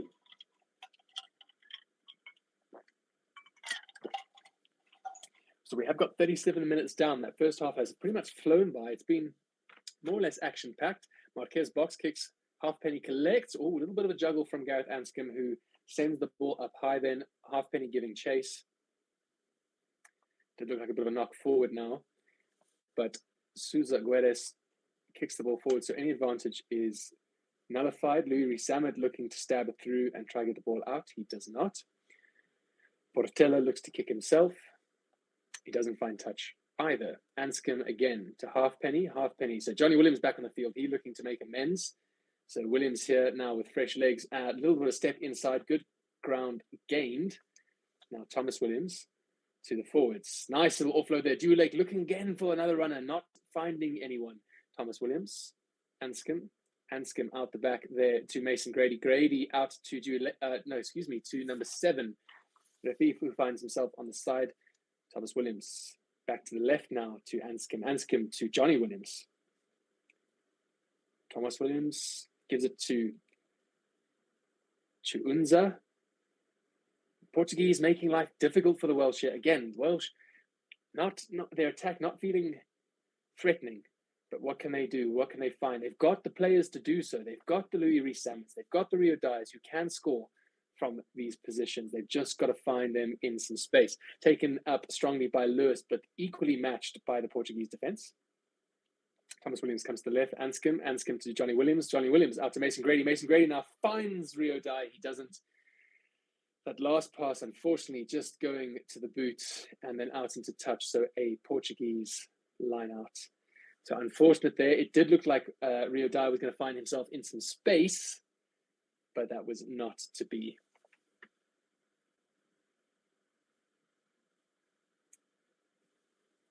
John, not too impressed at the moment with the Welsh side. Saying the Welsh are so poor in the easiest group. I'm always hesitant to say there are easy groups in a Rugby World Cup. Tournaments like this themselves impose massive pressure, but I know what you mean. But the Welsh players, I think we can admit, to the Welsh team at least, yeah, they should be doing better than they are currently doing at the moment. Now, don't forget about their benches, though. They do have some real experience looking to come off the bench. Well, we've got this little break and play just before the half, guys. Again, another massive thank you to our two sponsors, who are BITDEFENDER as well as BOYLESPORTS. So again, BITDEFENDER has got an amazing array of sort of technological suite that you can utilize to make sure you are safely protected from any cyber security threats. And then BOYLESPORTS is our chosen and our partnered betting platform. So if you feel like you want to put a bit of money on the games, score predictions, win margins, I mean, they've got just about bets for anything, go check out BOYLESPORTS. All the links are in the description below. And if you haven't already, please make sure that you hit that like button and subscribe. Just saw an interesting stat flash up on the screen here. 20% has been played in the Portuguese 22. 20% has been played in the Welsh 22.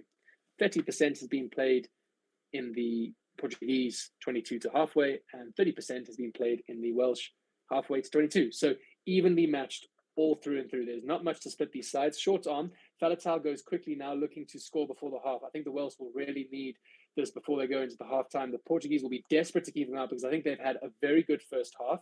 So here they come. They're inside the Portuguese 22. Tazuna taking it up strongly. Williams having to dig it out though. So slow ball for the Welsh. To the right-hand side they go. Johnny Williams, a little bit of a show and go nowhere.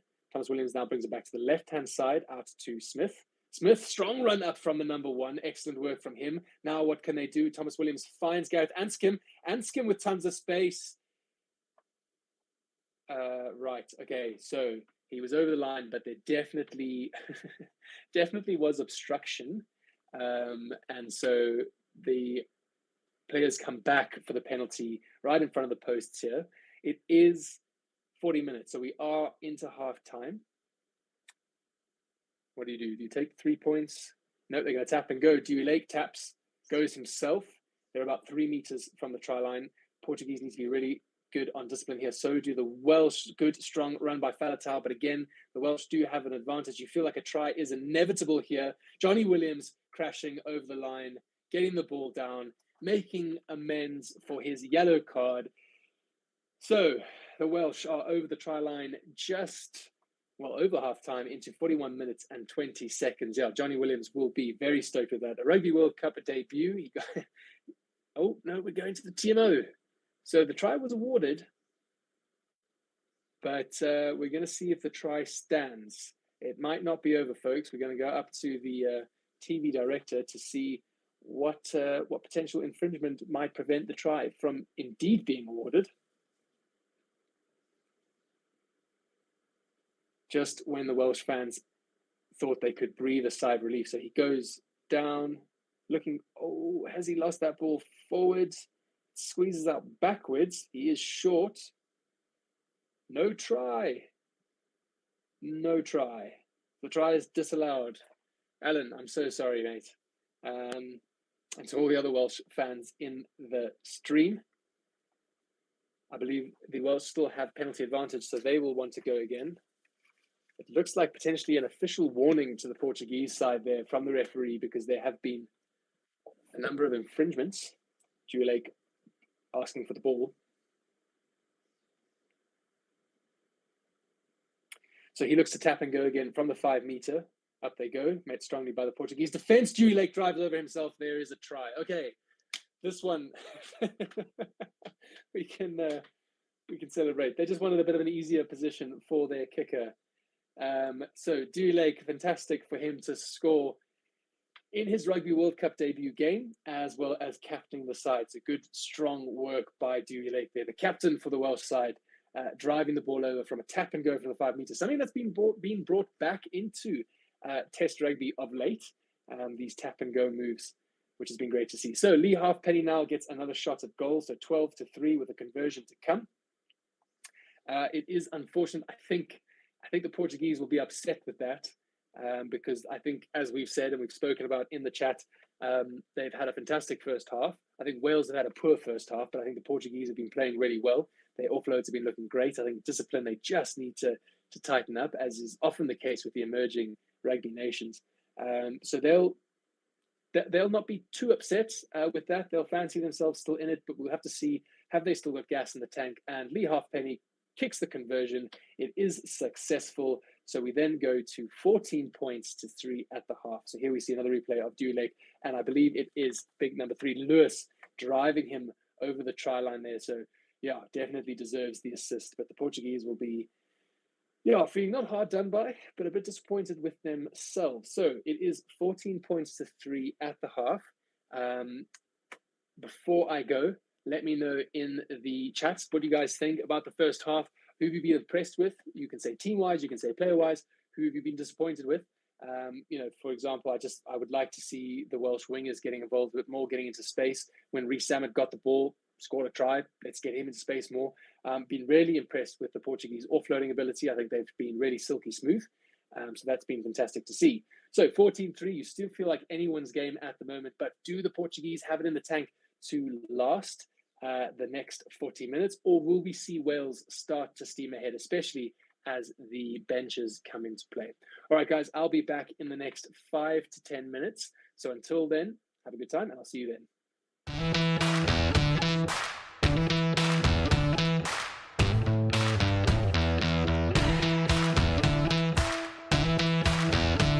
Hello and welcome to Forever Sports. My name is Reese. I'll be talking to you a little bit today about one of our channel partners, BITDEFENDER.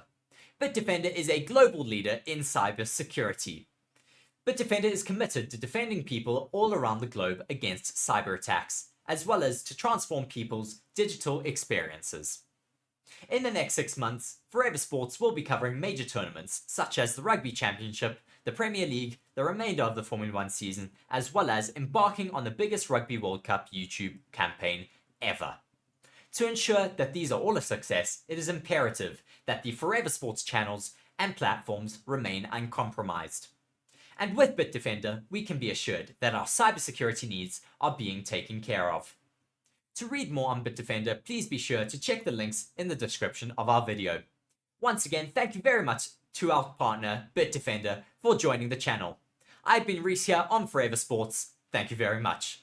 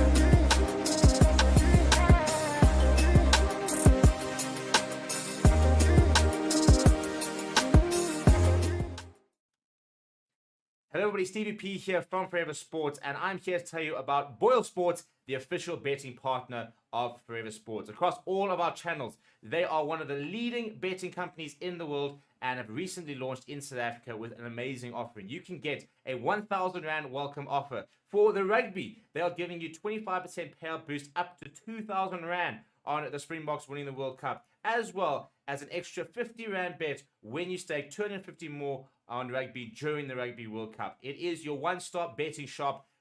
That is BOYLESPORTS. Come and join us in the community. Check the links in the description to sign up. Get yourself an account and make sure that you are winning big with BOYLESPORTS. Hello and welcome to Forever Rugby on Forever Sport for today's World Rankings preview. It is round 2 of the Rugby World Cup, and as a result, the rankings will continue to change. We saw quite a lot of change over the last weekend. None so much in the top 5 of the top 10, but a lot in the bottom 5 of the top 10, in that every single team in the bottom 5 of the top 10 did move.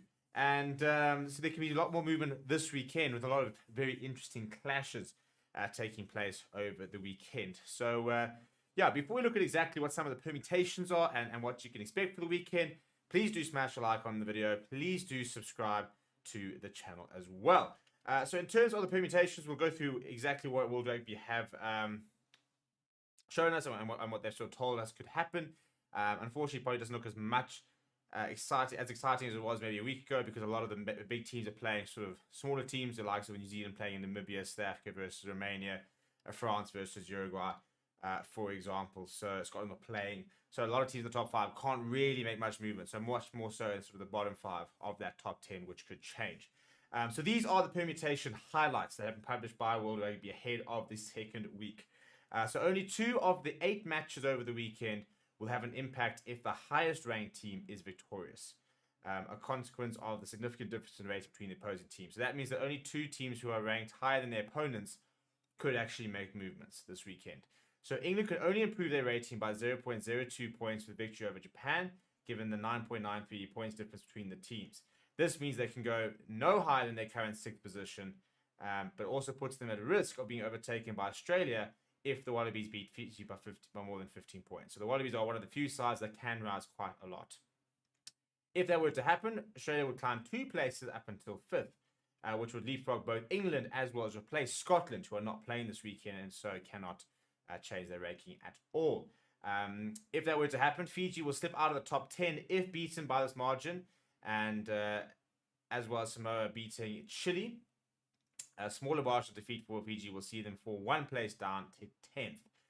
Wales will drop out of the top 10 for the first time since the rankings were introduced if beaten by Portugal by more than 15 points, and can go potentially as low as 13th if Samoa beat Chile by 15 points as well. Any form of victory for Portugal will earn them a new high of 15th. That is against Wales, unless Tonga spring a surprise against Ireland. Pretty unlikely, but you never know. We're interested to see exactly how this Tongan side will go this weekend.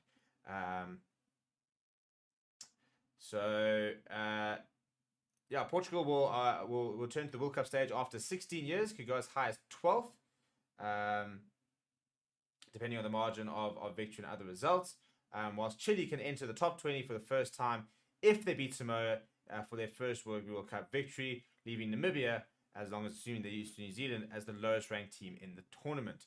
Samoa, meanwhile, could fall as many as 5 places if they lose to Chile. None of the top 4 teams in the rankings can improve their rating. There is still scope for a change at number 1 during this round of matches. South Africa came within a point of returning to top spot last weekend, and the Springboks will become the new number 1s if they beat Romania and Ireland do not beat Tonga. So if it is a draw or Ireland lose to Tonga and South Africa beat Romania, South Africa will go to number 1. In this scenario, along with the France win against Uruguay on Thursday, we'll see Ireland drop from the 1st to 3rd place, and Ireland can drop to 4th if the margin is by more than 15 points, and assuming New Zealand beat Namibia. Tournament host France can also climb to top spot if they win, and Ireland and South Africa fail to do so. So South Africa and Ireland do not win, and France do win, they can go up to number 1 in the world. France must lose to Uruguay to drop to 4th below a victorious New Zealand. The All Blacks, with a victory, can move to top spot if Ireland, France, and South Africa are all beaten, providing the Irish margin of defeat is more than 15 points. So that's far more for New Zealand. So for New Zealand to go to number one, France have got to lose, South Africa got to lose, Ireland have got to lose by more than 15 points.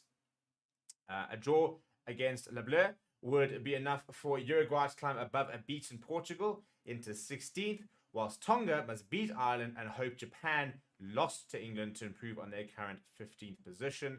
Romania will climb above USA up to 18th if they draw with South Africa. Those are the permutations. So again, not a lot of movement expected, and again, very unlikely in the top four unless there are some upsets. Scotland, however, could be in danger of being overtaken by Australia if they go on to beat Fiji this weekend, which I'm sure they were looking to do by more than 15 points as well. So that's probably really where the movement could be, looking at England, Japan, Fiji, Australia. Wales can't really do much to improve themselves, but they can fall out. So, yeah, let me know what you think is going to happen this weekend. Where are you seeing potential upsets? Are there going to be potential upsets? Let me know down in the comments below. Smash the like on the video. Subscribe to the channel as well. Thank you very much for watching. My name is Steven.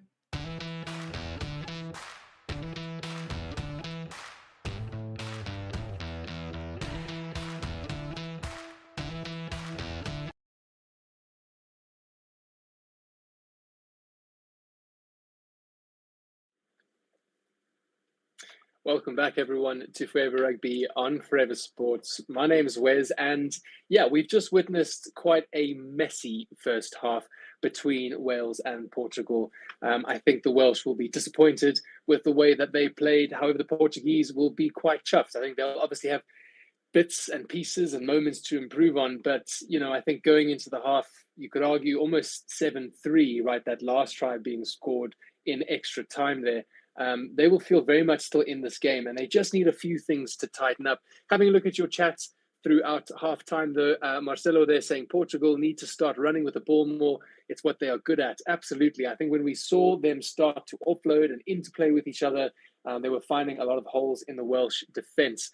Rins saying messy first half. Hopefully we play a bit sharper in the second.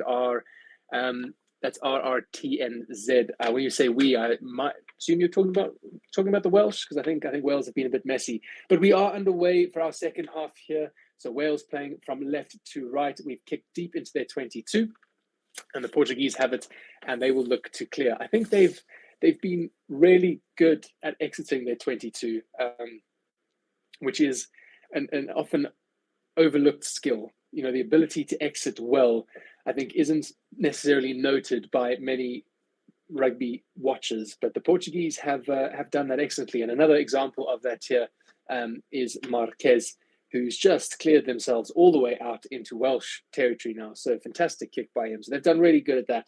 So let's see, I think Wales will be looking to forward, or string rather, more phases of play together. They've not really looked that threatening. They've not, seemed dominant in any aspect of the game. I can't say, Wales have clearly done this better. So hopefully they got that spinach that Alan was talking about at halftime. But here we go with a bit of a rolling maul. The referee says to Thomas Williams to use it once. He gives it out to Dye, who runs it back towards the rolling maul. He finds some space, looking for the offload again. It's messy. It goes to ground. It's knocked forward. It is advantage towards the Portuguese. They've got the ball now, but then the referee blows it. So a bit of a knock this way and that. So again, we're seeing, Wales trying things, but just not really being able to put much together at the moment.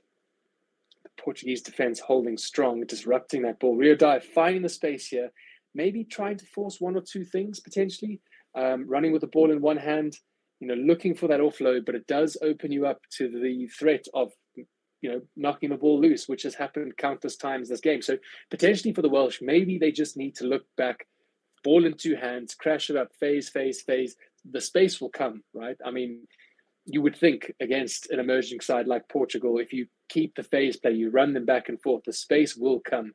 Come use the ball there. Here it comes. Marquez trying to hold the penalty. The referee's having none of it. He gives it out the back there. Portela then feeds the fullback, who knocks it into the hands of Mason Grady. So now we have lost ball, and then the ball is stripped. So again, just scrappy. Seems to be very much sort of what we saw in the first half. But Sousa Guedes there, not happy with himself. He should have collected that. Portela did seem to fire that ball into his chest. But that was definitely a catchable ball there. And 15, not able to collect it cleanly.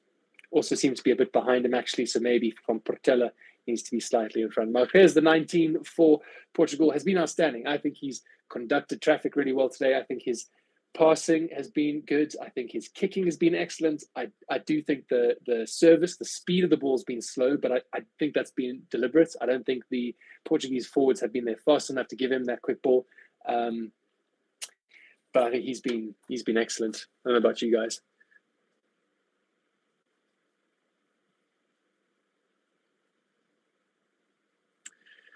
Tony Tone joining us there in the chat saying, let's go Wales, Cardiff in here. Yeah, lots of Welsh fans in the chat. Also good Portuguese support. So fantastic to have everyone here, guys. If you haven't already, if you're just joining us for the second half, welcome to Forever Rugby. I'm Wes on Forever Sports. I'm streaming to you guys live from the Okavango Delta in Botswana. So in the chat, let me know where you guys are watching in from, just like Tony Tone has done. Excellent to have you all joining us today. And thank you so much for joining us. Don't forget to hit that like button as well as to subscribe. Arguably one of the Welsh's best attacking platforms. Here we go, 5 meters, well, 6 meters, 7 meters from the try line, a line out, and it is stolen by the Portuguese and then hacked downfield. So similar position, just a bit further out. Again, the Welsh set piece, excellently won there by the Portuguese forwards, just disrupting that ball. Yeah, you can see it, the crowd, head in hands. They'll be disappointed with that. That's, stuff he should be winning. Okay, so about 18 meters now from the Portuguese try line. The Welsh go to the front of the line. They lose it again. That's not great, guys. So the Portuguese now will look to secure this ball and exit it, but there is a knock-on, and then there's a knock-on on the ground. So we will have a Portuguese scrum. Not what you want to see as a Welsh fan. You would hope that the side would have come out at the halftime and really started to tighten things up. You don't want to see the game get any looser. But again, number 8 there, Simos from Portugal, doing excellent work to get in front of the Welsh jumper at the line-out. So all the Portuguese need to do, I say all they need to do, is have a good scrum here, set a good base, and Marquez can look to clear either from the base or give it to that man Portela to kick it out. Chris in the chat there saying, watching from Cape Town, freezing cold. How's it, Chris? Yeah, I've heard things in the Cape are freezing at the moment. Sorry, while the Portuguese scrum gets a bit dismantled, Faletau picks up from the back. So they've managed to turn that ball over. So good job by the Welsh here. Here they come now, good attacking platform. Anscombe a chip through and then collected through. Okay, so again, sorry, but was that the right call? You've got turnover ball. The Portuguese defense arguably will be nowhere, and you decide to kick possession away. Why not just run with it a bit? I recognize I'm not a professional rugby player. I recognize I'm not playing this game. But it just seems that the Welsh are not making the right decisions at the right times. And that's, for me, that's how I judge good teams and great teams. How often can you make the correct decision, in a game? And the Welsh just failing to do that. Anyway, before I get too much into that, Chris from Cape Town, yeah, I've heard it's freezing down there. And Chris, hope you're keeping warm. Tony doing a good service, mate. If I can watch on TV, I can watch on TV, but I do like to hear other perspectives. Well, Tony, we appreciate you coming onto the channel as well. Yeah, we do know a lot of our subscribers do watch it on TV, but mute the commentary there. I think what's really unique about Forever Sports is the ability to interact, right, with the commentators. So watching along with the same game, here goes Rio Dyer storming up the field, but we're able to interact with you guys in the chat, and something I've really enjoyed being a part of as well. So during that spiel, the Welsh have made no meters up the field. Dan Bigger, I fear to even entertain or think what Bigger would be doing on the field right now, just how he would be screaming like we saw last week. That really shook me a bit. A good run by Rio Dyer, though, but again, sideways, not really making much positive running there. Great tackle by Appleton, the Portuguese captain, who's been immense this game. The Portuguese defense has actually really, really surprised me.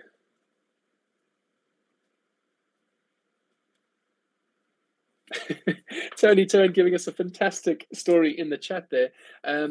saying, I was in jail when Wales lost to France by 1 point against France. I think it was 2011. Wales had a big sending off with about 8 minutes to go. The prison erupted. I can imagine the scenes, Tony Turn. It must have been nuts. So here we go. And oh my goodness, Wales. Okay. Was a Welsh scrum. Did something wrong. Early engagement. Portuguese short arm. And they've managed to hoof it down the field, losing territory and possession. Just need to tighten things up. Okay, so it's kicked down by Rio Dyer again, collected by the Portuguese at the back. Portela looks to kick, finds Lee Halfpenny. Halfpenny looks to kick, finds Sousa Guedes. So a bit of kick rugby happening here. Now finds the arms of Louis Stammet. What does he fancy? He fancies a little stab through, but finds the arms of Sousa Guedes now, wants to run, but then decides to kick. Sorry, guys. Right. A man who won't kick it is, the number 4, but he loses it backwards. Dewey Lake doing the right thing, going up route 1, but well tackled by the Portuguese number 5 there. It was Sequeira. And then 15, Halfpenny decides to take it into contact. So can the Welsh, oh my goodness, pass to no one. But somehow Dewey, no, there we go, comes through illegally. I was going to say Dewey Lake burst through a hole there somehow, and it was through obstruction. So, no, okay. Okay, it's just cramp, my goodness.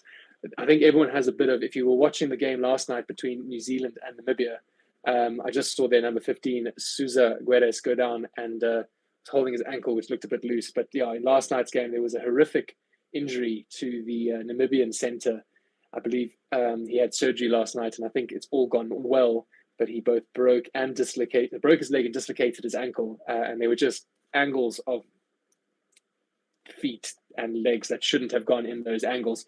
So we wish him a speedy recovery. I believe the All Blacks gave him a signed jersey from all the players, which is a nice gesture from the All Blacks.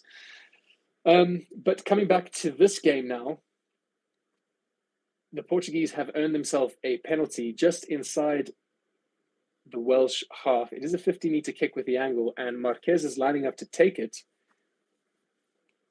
So I think if he can slot it, that adds great scoreboard pressure. So he kicks, he's got the distance, but he does push it just to the left-hand side. So unfortunately, doesn't get the 3 points, but I do think potentially the right call. I think if they had gotten it, that scoreboard pressure would have been great. Scored the first points of the second half. So hopefully they keep making those correct decisions. Right, here come a suite of substitutions for the Welsh side. It's a whole new front row, as well as I think Adam Beard is coming on. So that is Ryan Elias, Corey Domachowski, Thomas Francis all coming on. It looks like Adam Beard is on the field as well, who might take over the captaincy duties. Okay, so we get underway again. But it is a knock-on. Johnny Williams not able to collect that ball. Cleany close, almost through half gaps, but it has been the story of the night for Wales, unfortunately.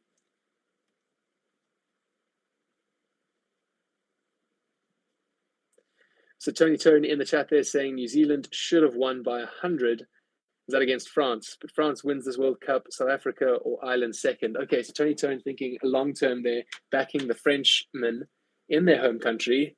You have to say, yeah, they've got fantastic support. I mean, you hear the French national anthem being sung at all sorts of games where the French aren't even playing. So there's fantastic spirit there in France. What an opportunity and environment to be in. Very lucky to have some of our Forever Sports colleagues over that side looking to bring you the coverage live from France. So we go to a scrum. It becomes a bit messy, but the Portuguese have managed to retain it. Out they come to their backs. Nice little move here to no one. So it's intercepted by Mason Grady, who I think's played really well today. Thomas Williams then looks to feed to the right here. Falatau gives it to Rhys Zammit. Rhys Zammit looks to take it into contact. Strong clean out by Halfpenny. Williams feeds Adam Beard. Beard to Anscombe. Anscombe then inside to Corey Domachowski, new man on the field. Thomas Williams to the left-hand side again. Anscombe out to Johnny Williams. Johnny Williams takes it into contact. Oops. Portuguese player is getting trapped a bit. Adam Beard then out the back, but a bit too far. Leaf Halfpenny is there to collect, but it is deemed penalty for offsides. So the Welsh have a penalty on the 10-meter mark within the Portuguese half. There's no conversation about it. Gareth Anscombe is kicking to the corner, so they will back themselves to try and get at least 5 points. They need to sort the line out, though, and hopefully the substitutions have an impact on that. I mean, the last 2 lineouts in critical areas, red zone areas, the Welsh have lost. So hopefully the substitutions have made a difference.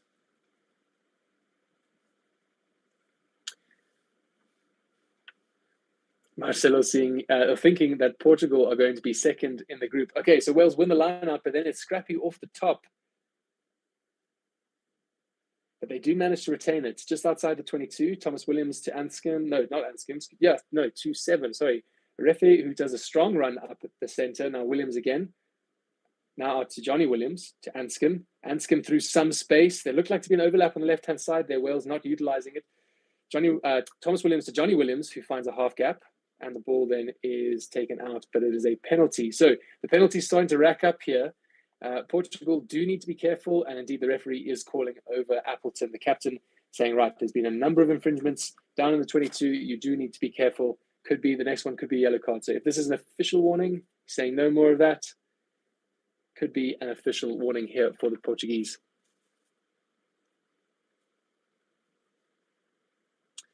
Tony Turn saying he loves the French, but they wear their hearts on the sleeves. They absolutely do.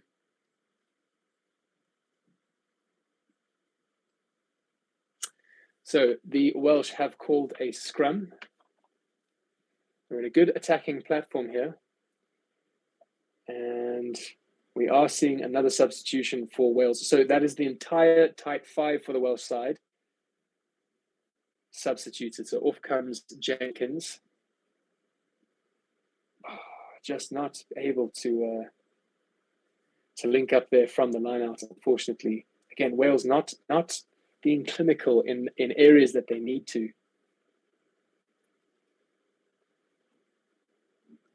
But they have called a scrum, so we are just outside the 5 meter to the left-hand side of the posts, deep within Portuguese territory.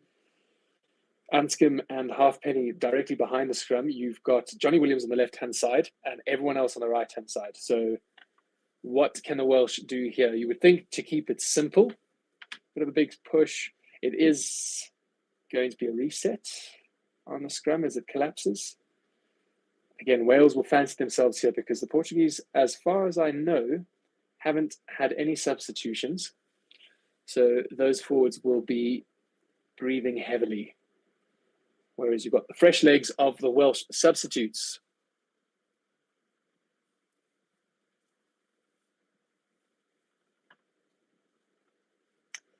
In the chat, guys, let me know what you think final scores will be. So currently sitting at 14-3. We had early predictions before the game started. But let me know, what do we think from here? Is a Portuguese comeback possible? Will it open up? Will the Welsh start to run away with it? They will be looking to try and get that bonus point. They've got 2 tries, 2 more to go. So we reset the scrum. It's better this time. Ball is available. The Welsh do have a penalty advantage. Thomas Williams to the left-hand side to Anscombe to Johnny Williams, who's through a half gap. He's 2 meters down. Falatau slips. Oh, gosh. And again, just right, here we go. So we are going to get... Okay, the referee's once again saying no more penalties in this area. So that feels like a second team warning. Tony Tone saying 28 points to 6. So he fancies the Portuguese will get only another penalty and the Welsh will run away with it. Benjamin Janssen van Rensburg saying, I'm very soft. Is that audibly? Ben, just let me know if you can hear me. I haven't had any issues with anyone else, but just let me know. Guys, in the chat, if you can hear me okay. Ben, maybe it might be an issue on your end, but we will try to figure out. Thank you for the feedback. Okay, so 28 points to 6. Let's see, what else have we got in the comments here? Brighton Babe saying, also hoping for Ireland in the finals. So we've got some Irish fans in the chat there. Brighton Babe, big fan of Ireland. And yeah, they're in excellent form. So you have to respect the Irish. They've got a good game this evening. Don't forget to tune in with Stevie P, who will be taking you through the Irish-Tonga game later after this one. Right, Wales look to reset the scrum. They do. Thomas Williams feeds. It does collapse, but the ball is available. Referee says play on. He goes to the left-hand side. Thomas Williams brought down well by the Portuguese number 7. Right, here come the big men. Number 17, Domachowski takes it up. Then Faletau. Now a bit of pick and go. This is better from Wales. This is what they know how to do. It's the basics. Just do the basics well. Thomas Williams feeds the big boys. In Domachowski goes again, just brought down just short. Faletau tries himself 1 meter from the line. Referee number 7 looks, goes left, drives over the line. He's over. Try time. Better from the Welsh. The basics, and they did it well. They pick and went. Nothing fancy. Ball in 2 hands, and that man, number 7, Refi, comes away with it. Sorry, not Refi. Rafael comes away with it. So better from the Welsh. Good scrum here. And good, strong support from the other forwards. I believe it was number 18, Thomas Francis, supporting his flanker over the line. Just too powerful for the Portuguese players. So better by the Welsh. We need to start seeing the Portuguese with a bit more ball in hand. I feel like if you look at the possession stats, they'd be very different from the first half. So Halfpenny is looking to slot the conversion.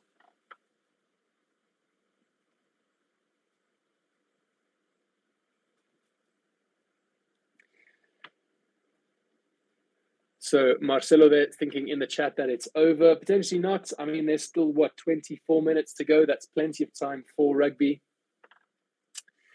Diego, the score currently now, I believe, is 21 points to 3, with the Welsh ahead of the Portuguese. I'm seeing some scores coming in, predictions 44s, 48s. So we do think that potentially the Welsh team will start to open up. Marcelo saying they are too strong for Portugal. This is something, again, we do worry about the emerging nations struggling to stick with the developed sides in the second half. But what can Portugal do? As I said, I think they need ball in hand. They've not had much possession this second half. I don't think they've had any possession, any meaningful periods of possession, that is. Richard Horry, hi all, hello from Ireland. Richard, great to have you here. Not going to assume, Richard, your team, but if you are an Irish supporter, you're in good company here. There seems to be lots of Irish fans. We saw Brighton Babe giving Ireland a good shout out there. So, welcome, Richard. Right, players underway once again. Portuguese number 15, who I think's had a fantastic game, looks to clear it from the 22 and does so well, finding touch. We're still in the Portuguese half. Not as much distance as he would have wanted. Yeah, Brighton Babe, massive Irish fan. Well, Brighton Babe, you must tune in for Stevie P's stream tonight of Ireland, no doubt. Got into South African recently too. Okay, so maybe a Springbok supporter as well. Right, the Welsh go to the line-out. It's not clean, but they do win it. Thomas Williams taking it up centre field. Sorry, not Thomas Williams, Johnny Williams. Thomas Williams then feeds one of the forwards players. Now he comes to the right-hand side to Johnny Williams. Johnny Williams to Anscombe. Anscombe looks, dummies, and goes into contact himself. Portuguese players doing well to hold him up, but Anscombe fighting hard to offload that ball. Eventually gets it to a 7 who goes to ground. Thomas Williams then looks, takes it to the line, spies a half gap which closes quickly. And the Portuguese are able to win a penalty. The Welsh deemed to be coming in from the side. So again, good defense from the Portuguese, but they do need to start attacking. And here's a good platform for them to put together some meaningful phases. Marquez, the number 9, looks to march them down the field. Does so with an excellent kick. I think it was Rio Dyer there. No, Reece Samet, excuse me, does his best to try to keep that ball in play, unable to do so. So we are now going to see, hopefully, the Portuguese put together some phases.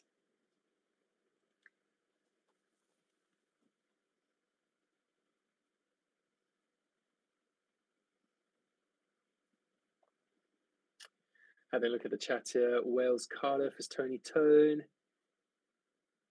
Diego saying Portugal are bettering. I can see, well done to my bloodline. Diego, thanks for joining in. They are doing well.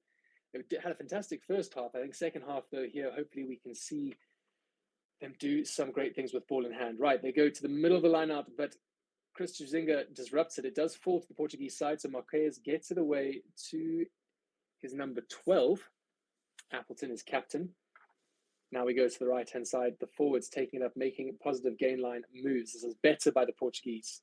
Then to number 8, Simos, who takes it strongly into contact. Marquez out to Portela. Portela to Sousa Guedes. Guedes then inside to his winger, number 23, Storti. So one of the substitutions. So there are a few substitutions now for the Portuguese side, so some fresh legs. Marquez then comes out to Appleton. Appleton to Portela. Portela then round the corner again to Storti. This is good from Portugal. Nice phase play from them. Their attack is looking good. How well can the Welsh defence do against it? So off to the big men there, met strongly by that Welsh defence. Marquez to Simos. Simos to Appleton. Appleton then out to the wingers. Little bounce pass there to Storti. He's good in some space. Tries to outrun Rio Dyer. Dyer does very well to tackle the substitute winger. Better by Portugal. This is what they'll fancy. Ball in hand. Sorti did seem to go down hard there in the tackle. Again, Portugal looking good with ball in hand. The Welsh defence holding strong for now, but a few questions being asked.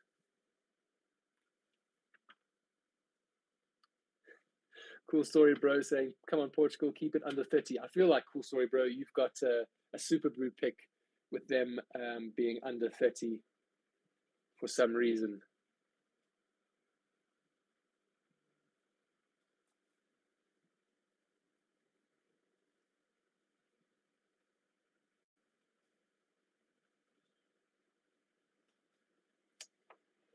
Okay, so Portugal go to feed. They have the back of the line out. Great line out there. Here they come, off the back, round the back. Sorti, that man involved again. The pass goes nowhere, but it does fall nicely for the 15. Out to the 14, one to beat.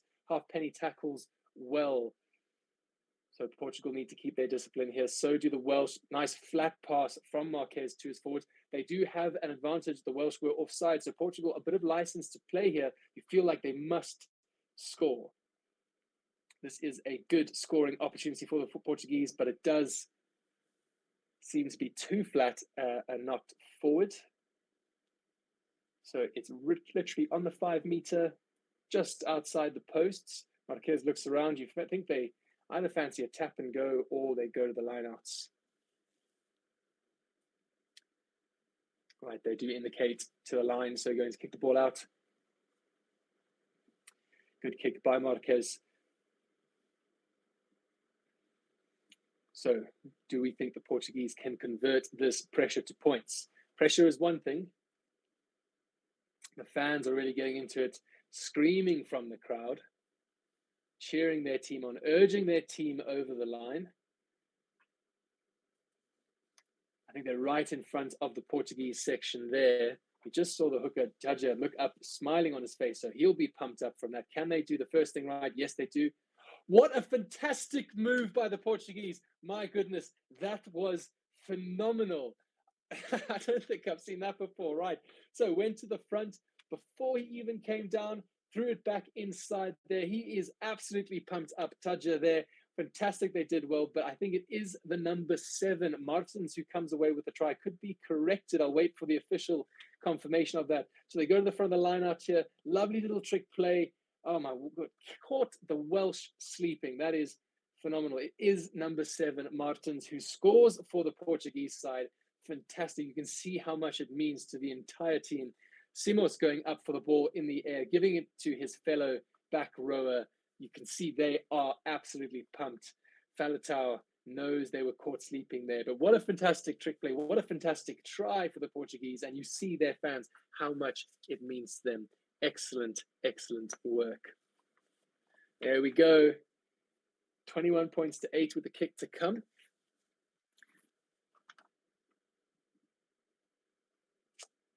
So very much still an opportunity for Portugal to come back here. There is still 17 minutes in the game. Lots of time for lots of points to be scored. Marquez aims to kick. He just pulls it to the left and it bounces off the left hand upright. So he will not be happy with that, unfortunately. But what a fantastic try for the Portuguese forwards. Excellent bit of play there. straight off the training ground. You can see how much it means to the team, the support staff, the fans. They are in it. Great stuff. Okay, so we were talking about it, right? We were saying all Portugal need are, or is possession rather. They got that and they were able to score a try. Right, we see Anston coming off, so I assume Sam Costello is on and will be playing in the 10 position for the Welsh side. We've got confirmation of that. So Sam Costello on the field now. So Portugal with the ball in their half from the restart. Marquez looks to box kick. So in the 22, he does so and finds touch. Excellent kick. Relieving a lot of pressure. We are still in the Portuguese half though, but close to the halfway. I think Marquez has had a phenomenal performance. The Portuguese number 9. Massive effort from him. I do also think Gareth Davies is on in place of Thomas Williams. Off comes number 6 for Portugal, Granate, and I do believe it is Lucas coming on. Right, Welsh line out just inside the Portuguese half. Faletau over the top. Tadja, the Portuguese hooker, collects it. Appleton out to his backs. Now the 14 finds some space. He's looking for offloads, but shut down by Johnny Williams. Here comes Portugal. They needed to just keep their heads. What they were doing just 5 minutes ago was working for them. Marquez then finds Appleton. Appleton to Simos. Simos into contact, but the Welsh defensive line holds. Marquez has got options left and right. He goes left, his forwards. They get tackled behind the advantage line. Adam Beard having to work hard there. Nice little inside ball, strong run by Appleton, but chopped at the legs. Marquez now goes to the right-hand side. Positive run by his forwards there over the advantage line. Appleton seems to be holding his leg, but he seems to be okay. I think it's just cramp.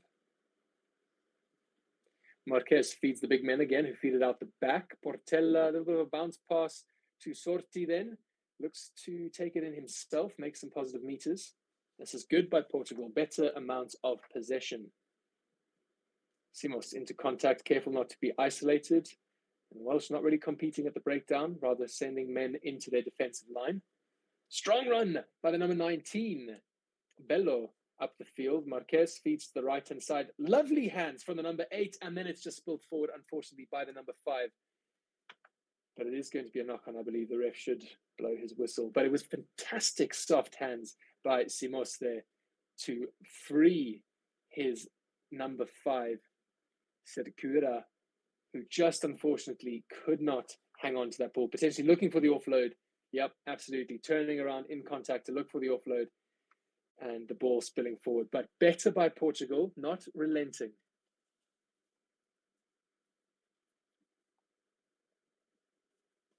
I think we've seen a lot of games where developed nations are struggling against emerging nations. I think obviously pressure comes into it potentially, but this Welsh side really is struggling to put together some competent phases together. Again, when they go back to what they do well, they managed to score a try, but they are just needing to revert back to those basics.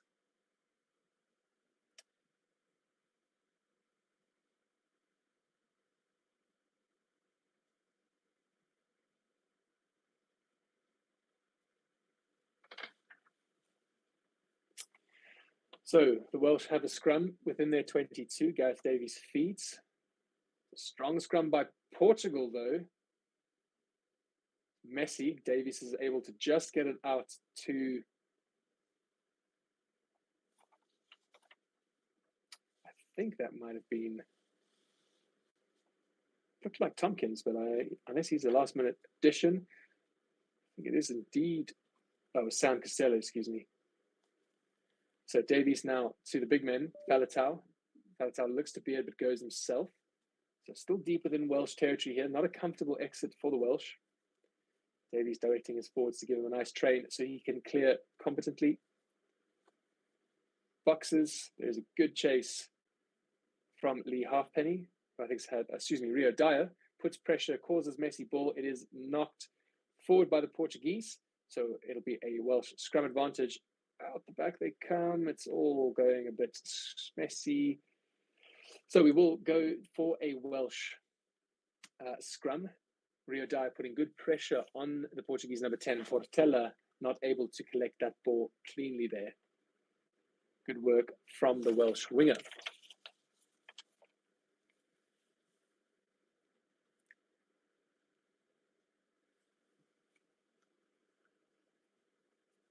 Would like to see the teams, especially the Welsh team, do a bit more when they have an advantage. And we do see some substitutions here. So the number 15, Sousa Guedes, coming off the field. I think he's had a massive effort. So is Lee Halfpenny. So both fullbacks being substituted at the same time. I think they both had a phenomenal outing here in France. I think technically they've not done anything wrong. They've tackled well, they've run well, they've kicked well. So Halfpenny is off, Adams is on. See if Josh Adams stays in that fullback position, or potentially there's a bit of reshuffling going on. And Mora comes on for Sousa Guedes. Faletau able to get it out to Davies. They go down the blind side. Davies looking to free Rio Dyer. He does so, but tackled well by the Portuguese defenders and taken out to touch. So better from Wales to trying a bit of initiative, trying to go down that blind side. Again, Rio Dyer not able to make much ground. Davies lightning quick though. But the Portuguese defense scrambling and staying strong. 23 for Portugal. That man Storti doing excellent work to track his man all the way. Good strong tackle taking him out. And then the cover tackles taking Davies out.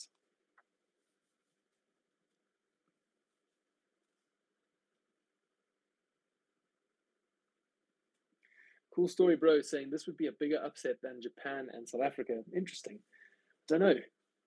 Potentially, yeah. I mean, if it could be. We've got 10 minutes left. It does look like we are either having a water break or an injury break. I think it is indeed the water break. Normally we see those every 20 minutes, potentially the no break in play allowing for one. So the players just able to hydrate in the heat, which is sweeping through the nation of France at the moment.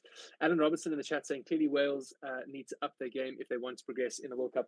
Alan, absolutely. I think, it's always dangerous when you play these emerging nation sides, because you can tend to sometimes go in a bit cocky, arrogant, and switch off. Whereas, you get yourself fired up into the right mindset if you're playing a top tier nation side or a developed nation side.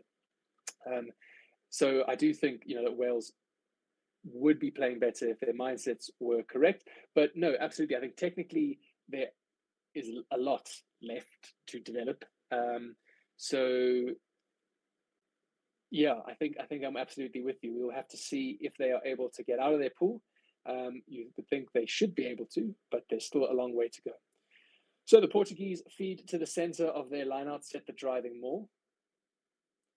That man Tadja throwing excellently tonight for the Portuguese. He's got the ball at the back of the maul. Marquez looks to kick, but Beard making a complete mess of himself, which is excellent work. Charges it down.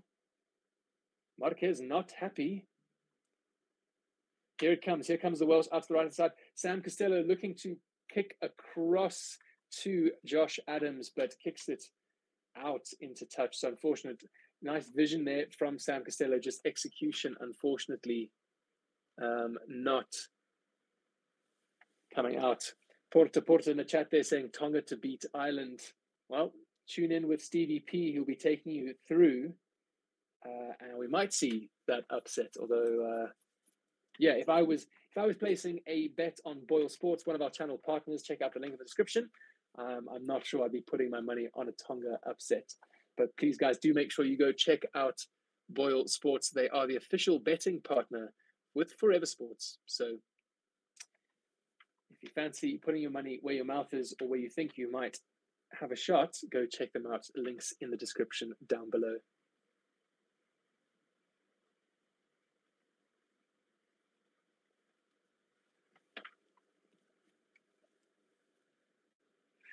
Okay, a little bit of time here while we need to set the scrum. Tadja there having a word with his two substituted props, which is Costa and I believe Hassa Ferreira.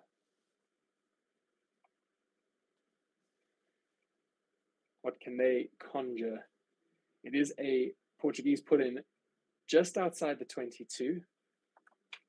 You imagine they'll look to try and gain a bit of a territory advantage. But first, the forwards need to secure that ball for their backs. The scrum does reset, and the Portuguese win a penalty, and they go quickly. Interesting decision not to hoof it down the field. But here they come.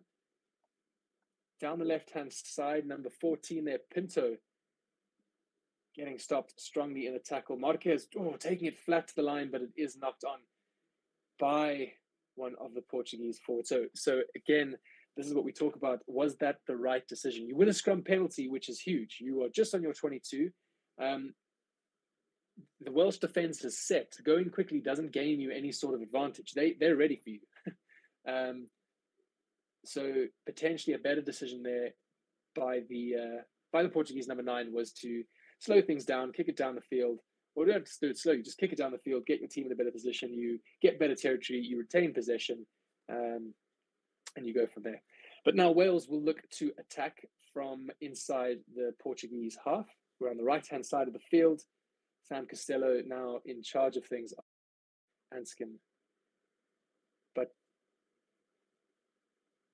somehow we've got word from the TMO that indeed it is a Portuguese penalty. From my lip-reading abilities, he said 13 black tackling the man without the ball. So the Portuguese have an opportunity to do the right thing, and they do.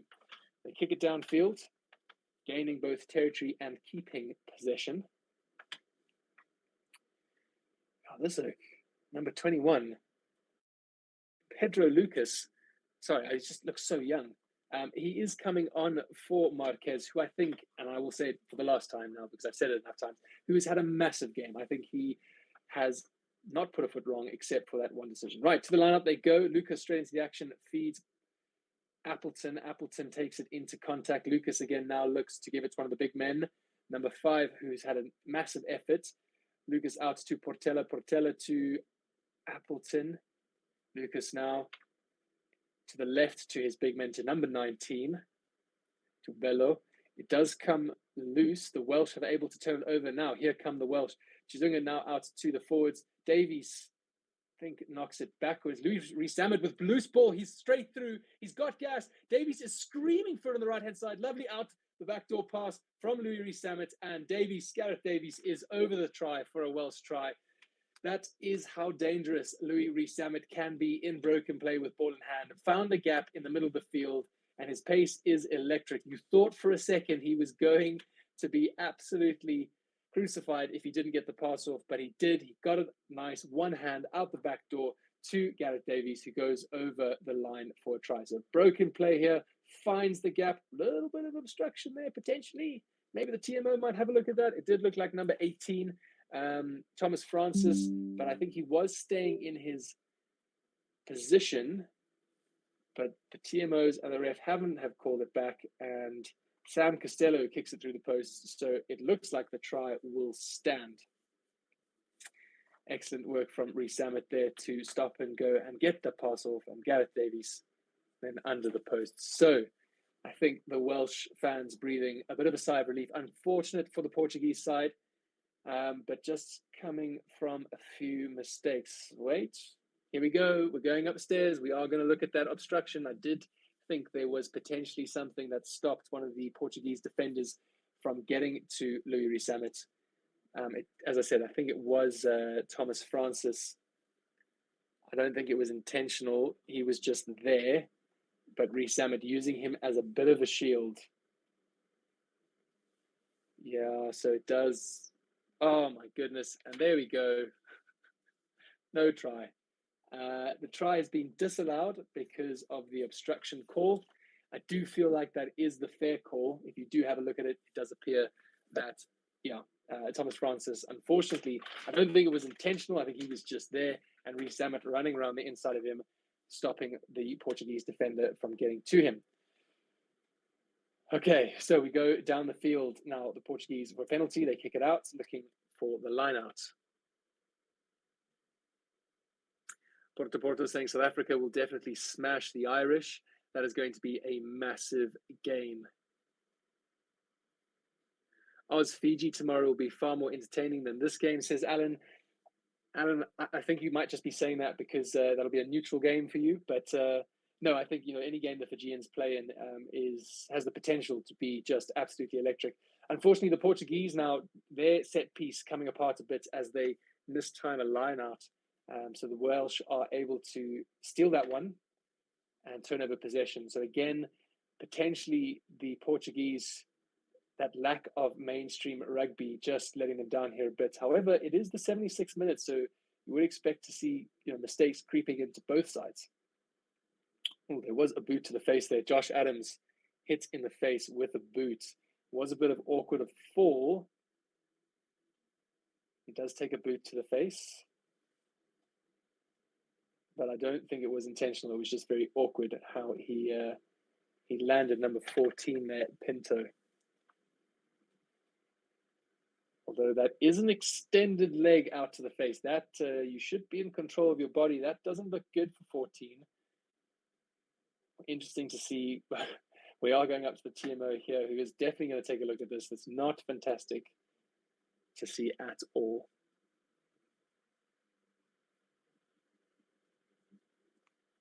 Ben joining us in the chat there saying, go on Wales, smash them. So the Welsh are ahead quite comfortably, you think, and definitely going to come away with the win here. Oh, we just look at the replay again as the Portuguese wing 14, Pinto, goes up to collect the ball. His body turns in the air and his right leg extends outwards and his boots meet Josh Adams's face, literally to his eye. It does look like dangerous play. It does look like foul play. Interesting to see what is going to happen here, what the referee decides. He is going to his pocket. It's now a yellow card with a review. So Pinto will play no longer a part in this game. He points to his chest like, me? What have I done? No love lost between them as they have a brief embrace there between Josh Adams and Vincent Pinto.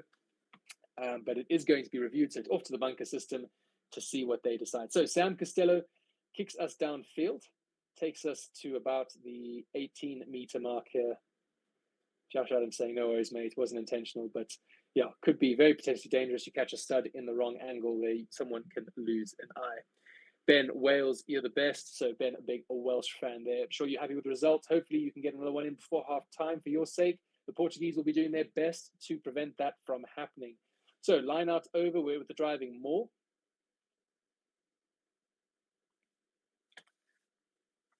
And I think it might be Ryan Elias at the back with the ball. Still slowly making its way forward. Gareth Davies now picks and takes it out the back. Out to Sam Costello, then back inside, I think, to Mason Grady, who then knocks it on.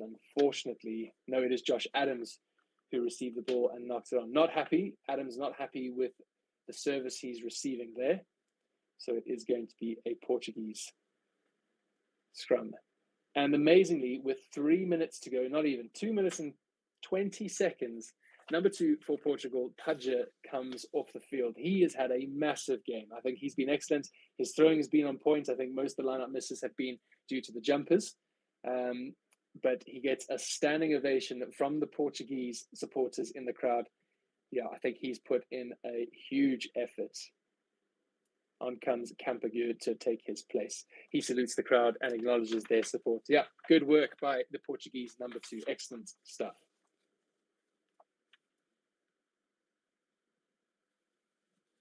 Ben, yes, I am reading you. This is part of the appeal of the channel. You get fantastic commentary, if I don't say so myself. But you also get to interact with the commentators as well. It's a bit more of an interactive channel we like to do here. So please fire away in those comments. Right, here we go. We've got 2 minutes left. Gareth Davies disrupting, making a nuisance of himself. Enough so to force a Portuguese knock-on. So excellent pressure from the very experienced scrum half. Yeah, so we will now have a Welsh scrum. Portuguese will be disappointed with themselves.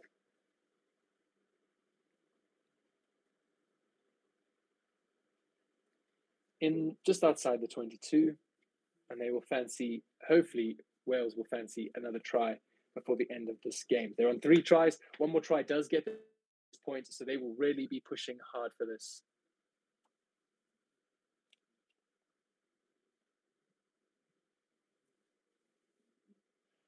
So just over a minute left now. You feel like this potentially might be the last play of the game, depending on how many phases, but Wales will be desperate to get a 4th try, secure that bonus point and the victory point.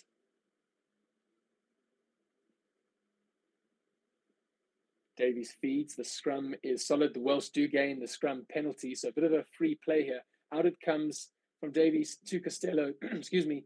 Costello steps inside, but is chopped down. Oh, the Welsh going off their feet there. So anyway, we're off to the forwards then. We come back to the left-hand side. Davies picks and goes. Bit messy. Has to go himself. Ryan Elias picking and going. The Welsh forwards doing well to secure that ball. Here they come, crashing the ball up. It looks like another penalty advantage. Davies, Costello. Costello takes it to the line, off to Josh Adams, running sideways, looking for Rio Dyer, pops it inside, but picked up by the Portuguese players.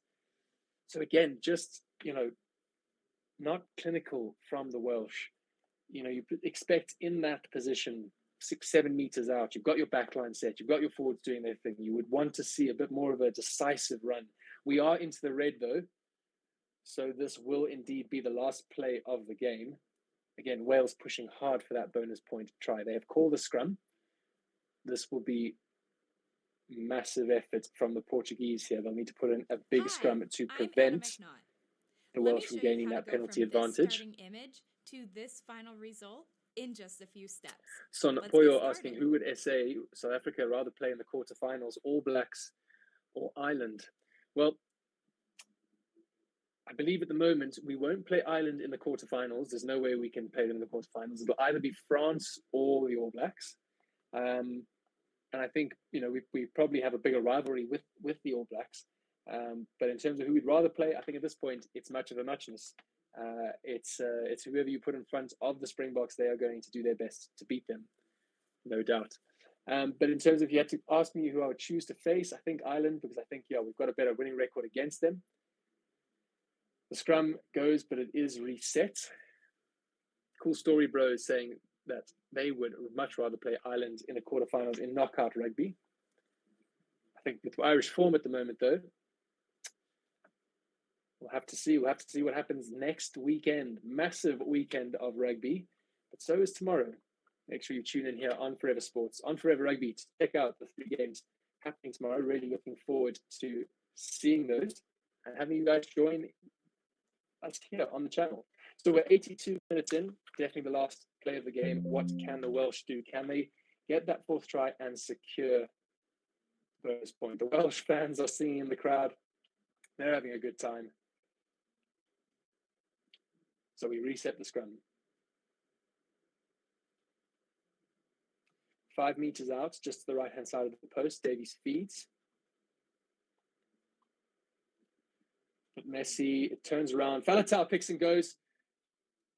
Faletau over the line. Faletau with the bonus point try for the Welsh side. Excellent work from the big number 8. Definitely wasn't an easy try. Had a lot of yards to make, showing great strength there, shrugging off a few of the Portuguese defenders and earning his side the bonus point try. So currently, as it stands, 26 points to 8. With the conversion to come, that will be the game. The Portuguese are unable to escape. Okay, wait, we're going to hear, about the card.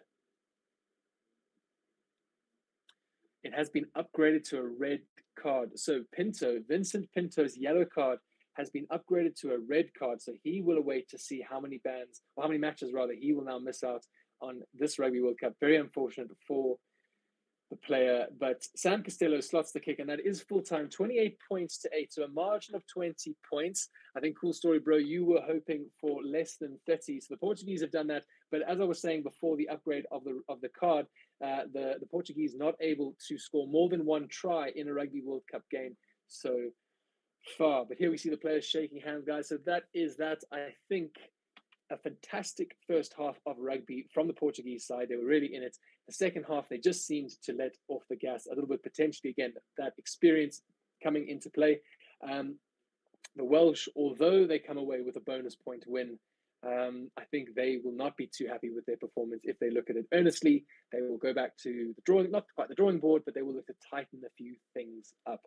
Anyway, guys, that is going to be all from me, Wes, here on Forever Rugby, on Forever Sports. A last fantastic shout out to both of our channel partners, that is BOYLESPORTS and BITDEFENDER. Guys, please go check them out in the channel down below. Make sure you also check out Stevie P's stream, which is going to be starting any minute now, or if it hasn't started already, you can cross over and have a look at the game versus Ireland and Tonga. Make sure that you've liked the video, you've subscribed, all that good stuff. Tune in tomorrow to check out all the fantastic rugby. But you guys have been amazing. Really appreciate, as I always do, the chat. Always fantastic. Yeah, getting to know a few of you now. So we've got fantastic stories from the likes of Tony Tone. Always good to see Alan Robinson and the rest of you in the chat as well. So hopefully see you guys later as well as tomorrow. Anyway, that's enough from me, guys. So one last thank you so much, and I will see you guys tomorrow.